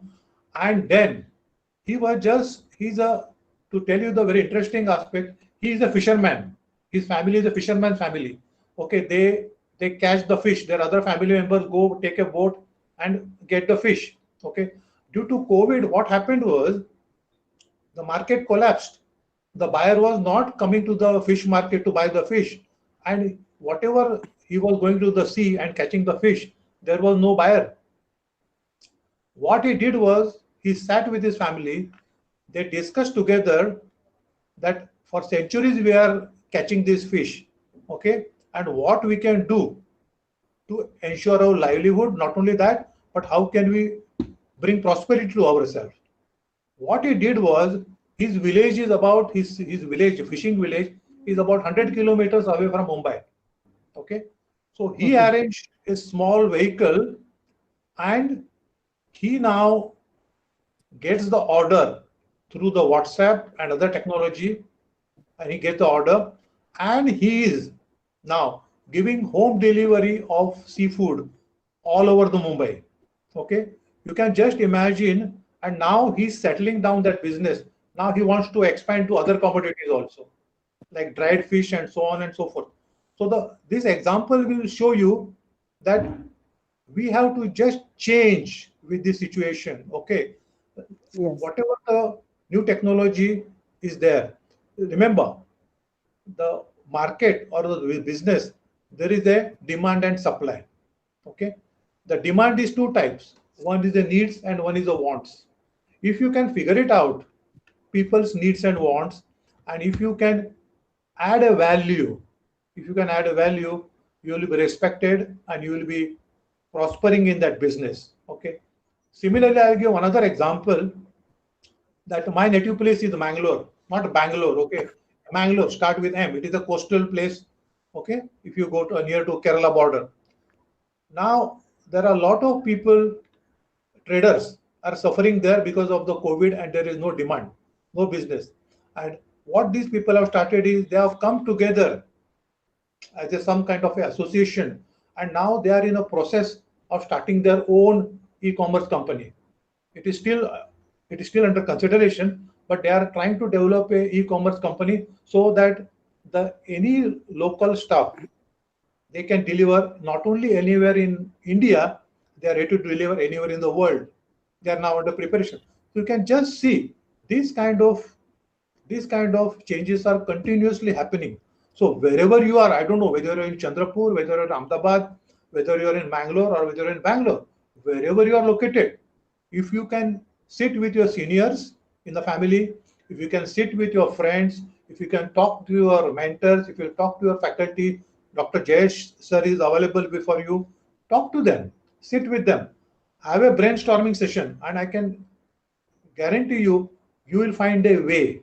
You will find a way. So to be very prosperous and to earn more money and be successful. Okay, I think I have answered the first question. What was the second question about the companies you said?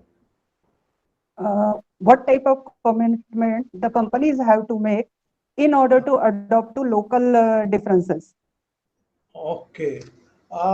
See, I think that topic maybe we can cover second time, because it will take so much of time to explain, because it is a very in-depth question. Mostly we can say it is sort of a global HRM question.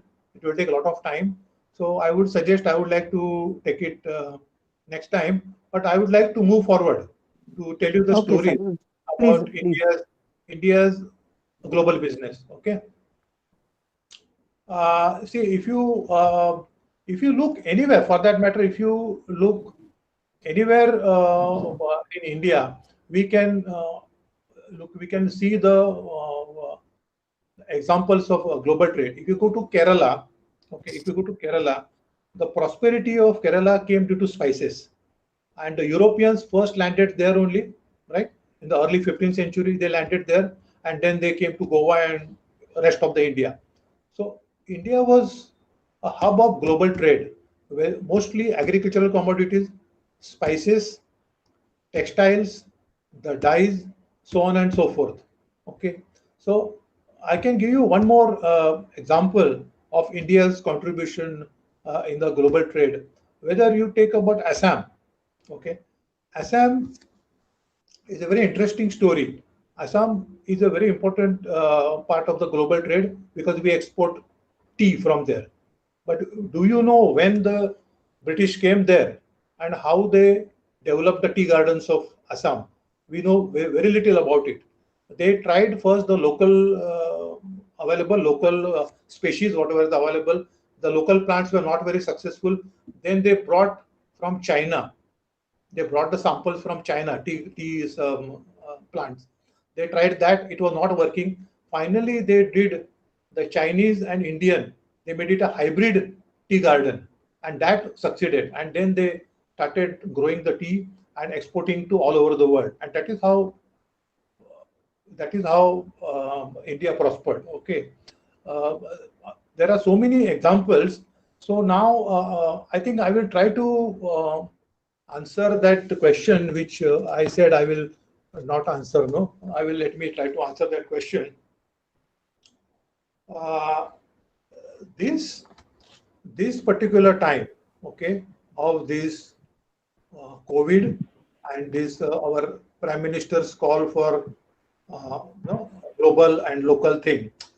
This requires at every organization level, what they need is the creativity.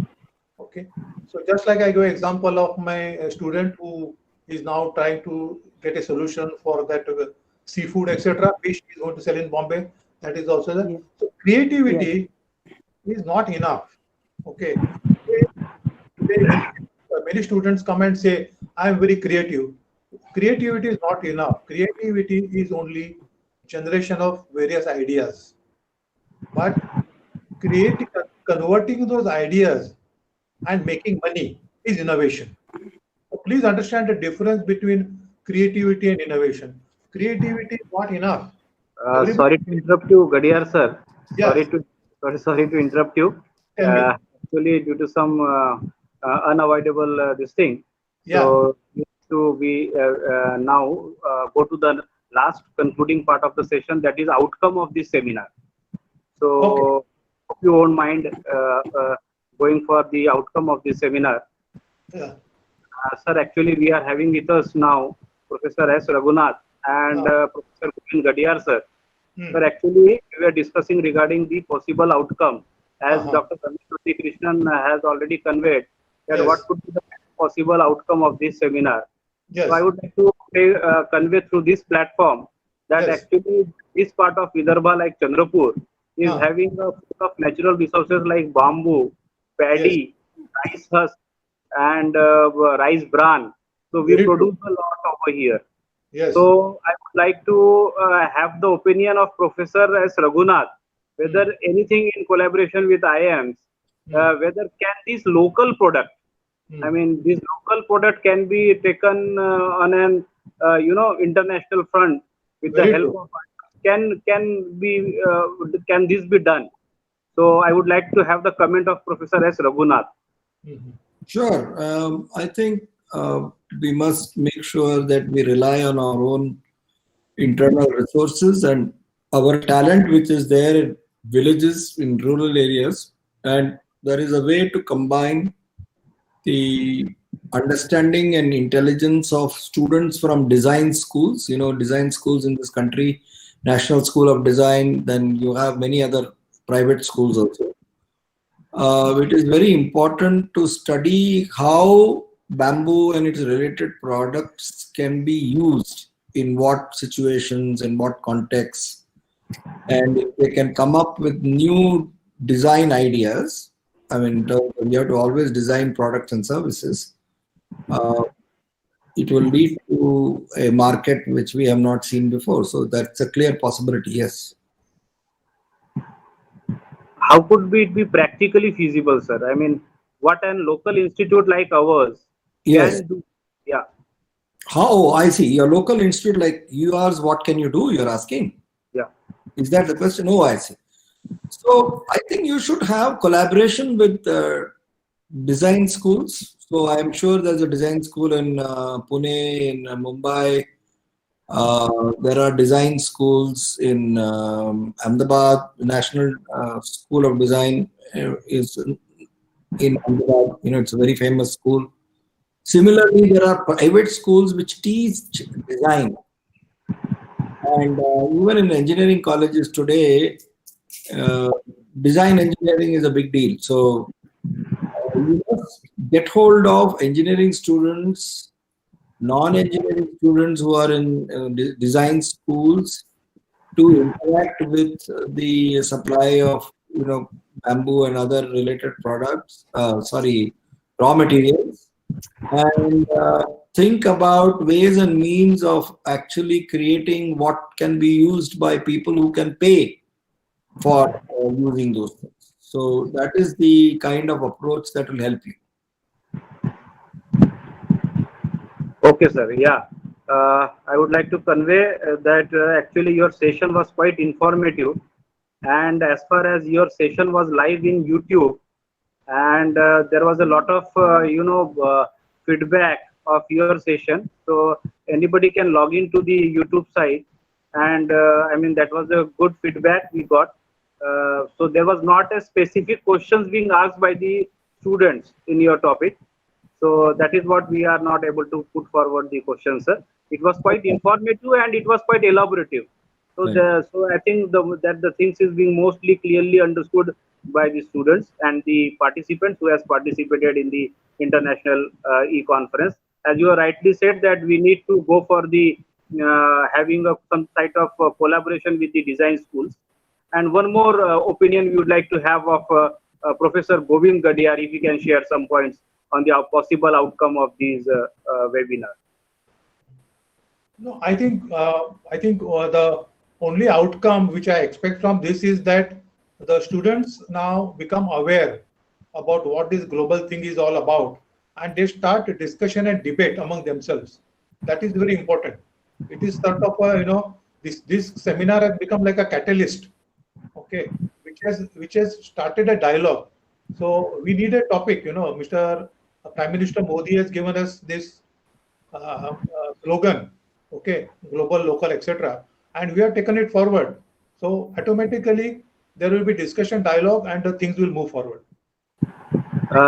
One more last attempt should be made. Actually, can we now, in collaboration with Professor S. Raghunath, Professor Govind Gadiyal sir, and I will request Mr. Pietro Valenti, can we framework some of kind of curriculum in these international business in the topic called Think Globally and Act Locally? So I think that should be implemented in the local university. So I request, I mean, the Galaxy of Academician to framework the document on this particular topic, wherein a student will get an practical exposure to the current syllabus as well as the case studies by Professor Govind Gadiyal sir. So can we combinedly frame that particular? So I have a point to discuss. Yeah. Sorry, Mr. Govind, you wanted to say something? No. Go ahead, sir. Okay. So what occurs to me is, see, you have an Italian collaborator, right?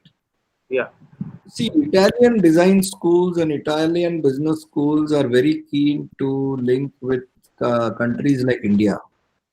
He was complaining, actually. He was saying Pakistan is allowing him to do easier business. So, very smartly what he should do is ask Mr. Valenti to get you a collaboration with their business schools and their design schools. See, Italians understand that they can source a lot of things from India, okay? And Indians in many ways are like Italians, if you have Yes. known Italians. So there are a lot of similarities between us and them. No wonder we eat their pizza, though we don't know what exactly it is. Actually, you have a very good opportunity to explore further with Mr. Valenti. Find out which design schools and business schools are willing to do collaboration with you.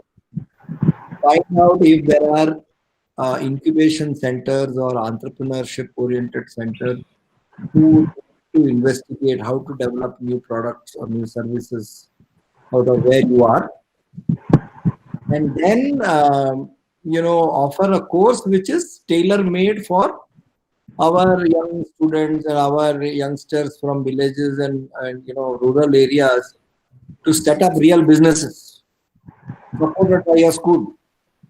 And of course, government has National Skill Development Corporation has its own whatever budgets and programs and all that. But that is what you should do. You should utilize your Italian contact. Sorry to come in, Mr. Govind. Sorry. Okay. See, from my side, I think further to what Raghunath sir said, I would like to add that while it is a good idea to develop some specific syllabus and something like that, but we can design the very on the field project work for the students. If they can go to the field, like you were mentioning about bamboo, if they go to the field, talk to the traders, talk to what is the value chain, what is happening to the product, they may be able to come up with better ideas. Project work is give them on the job training, and that will be very, very fruitful later in the life. Thank you. Okay. Any last comment from Mr. Pietro Valenti, if you can comment on this? Professor Raghunath has mentioned that let us have a collaboration with people from Italy so that we can develop such kind of design. Professor Pietro Valenti is there? I mean, I think his this thing is frozen. We can't see any movement in him. That means that connection is there. I think.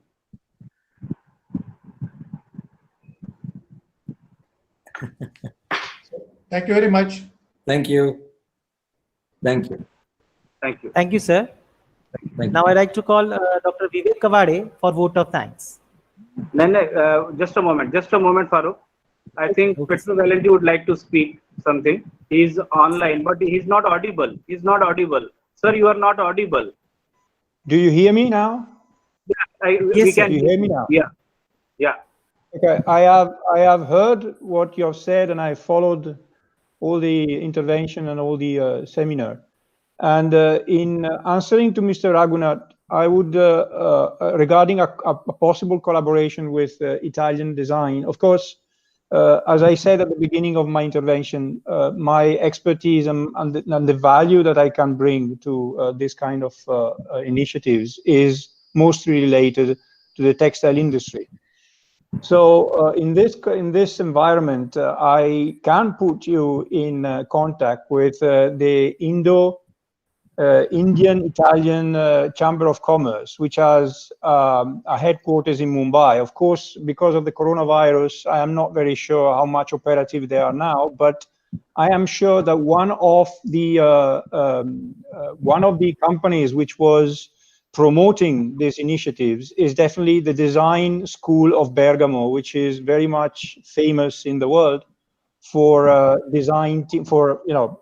promoting and making stages and everything for fashion designers and even industrial designers as far as the textile industry. Apart from that, as I said at the beginning, the School of Business, the Shanti School of Business, already invited me last year to talk about another subject, which was always related to my expertise, of course. And if you need anything like that, I think that I will do my best to put you in contact with the right people and with myself if you need, of course. Okay. Thank you. Thank you so much. No problem. Thank you. Thank Over you, to you, sir. Dr. Farooq. Yeah. Yes, sir. Thank you, sir. Now I call Dr. Vivek Kawade, sir, for a vote of thanks. Sir, good afternoon, everyone. Welcome to session of.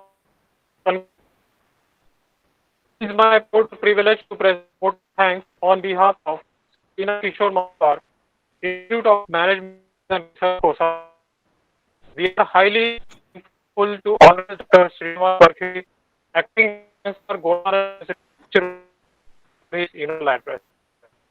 We are indebted to Honorable Dr. Ramesh Unnikrishnan, AICTE Annual. We are highly thankful to Honorable Dr. K.R. Dixit, Vice-Chancellor Gondwana for valuable time and credentials. Thank you. We are thankful to today's speaker, Honorable Mr. Valenti, Pangea Consulting PET Limited, for sharing his views on this topic. Thank you, sir. We are very grateful for today's speaker, Honorable Professor S. Raghunath, sir, Indian Institute of Management, Bangalore, for his guidance on the change scenario of international business. Thank you. We are very much thankful to Honorable Professor Govind Gadiyal, Institute of Management Studies, Mumbai, for his guidance to topic. We are thankful to Dr. Neha, Director, Shanti Business School, Ahmedabad, for collaborating this full webinar with our institute. Thank you, ma'am. We are also thankful to Dr. Chakravorty for organizing this wonderful webinar. Thank you, sir. We are also thankful to Dr. Neha, convener IQAC cell, and Dr. Shanti and an IQAC member. Thank you, sir. Last but not least, we thank all those who contributed directly or indirectly to make our aid. Thank you. Thank you. Thank you, sir. Thank you all the dignitaries who have given their valuable time for this international webinar. Thank you so much. Thank you so much. Thank you. Farooq? Yes, sir. I think Dr. Srinivasa Varkhedi sir is there. He is left. Who, sir? Raghunathan sir is left, I think so. No, Dr. Srinivasa Varkhedi, Vice Chancellor. Sir, he also left. He left. No, sir. Sir, he's live over here. Is he audible? I mean, Varkhedi sir, are you audible? Srinivas Vadkari, sir. So please unmute your mic. I think he's busy with other work.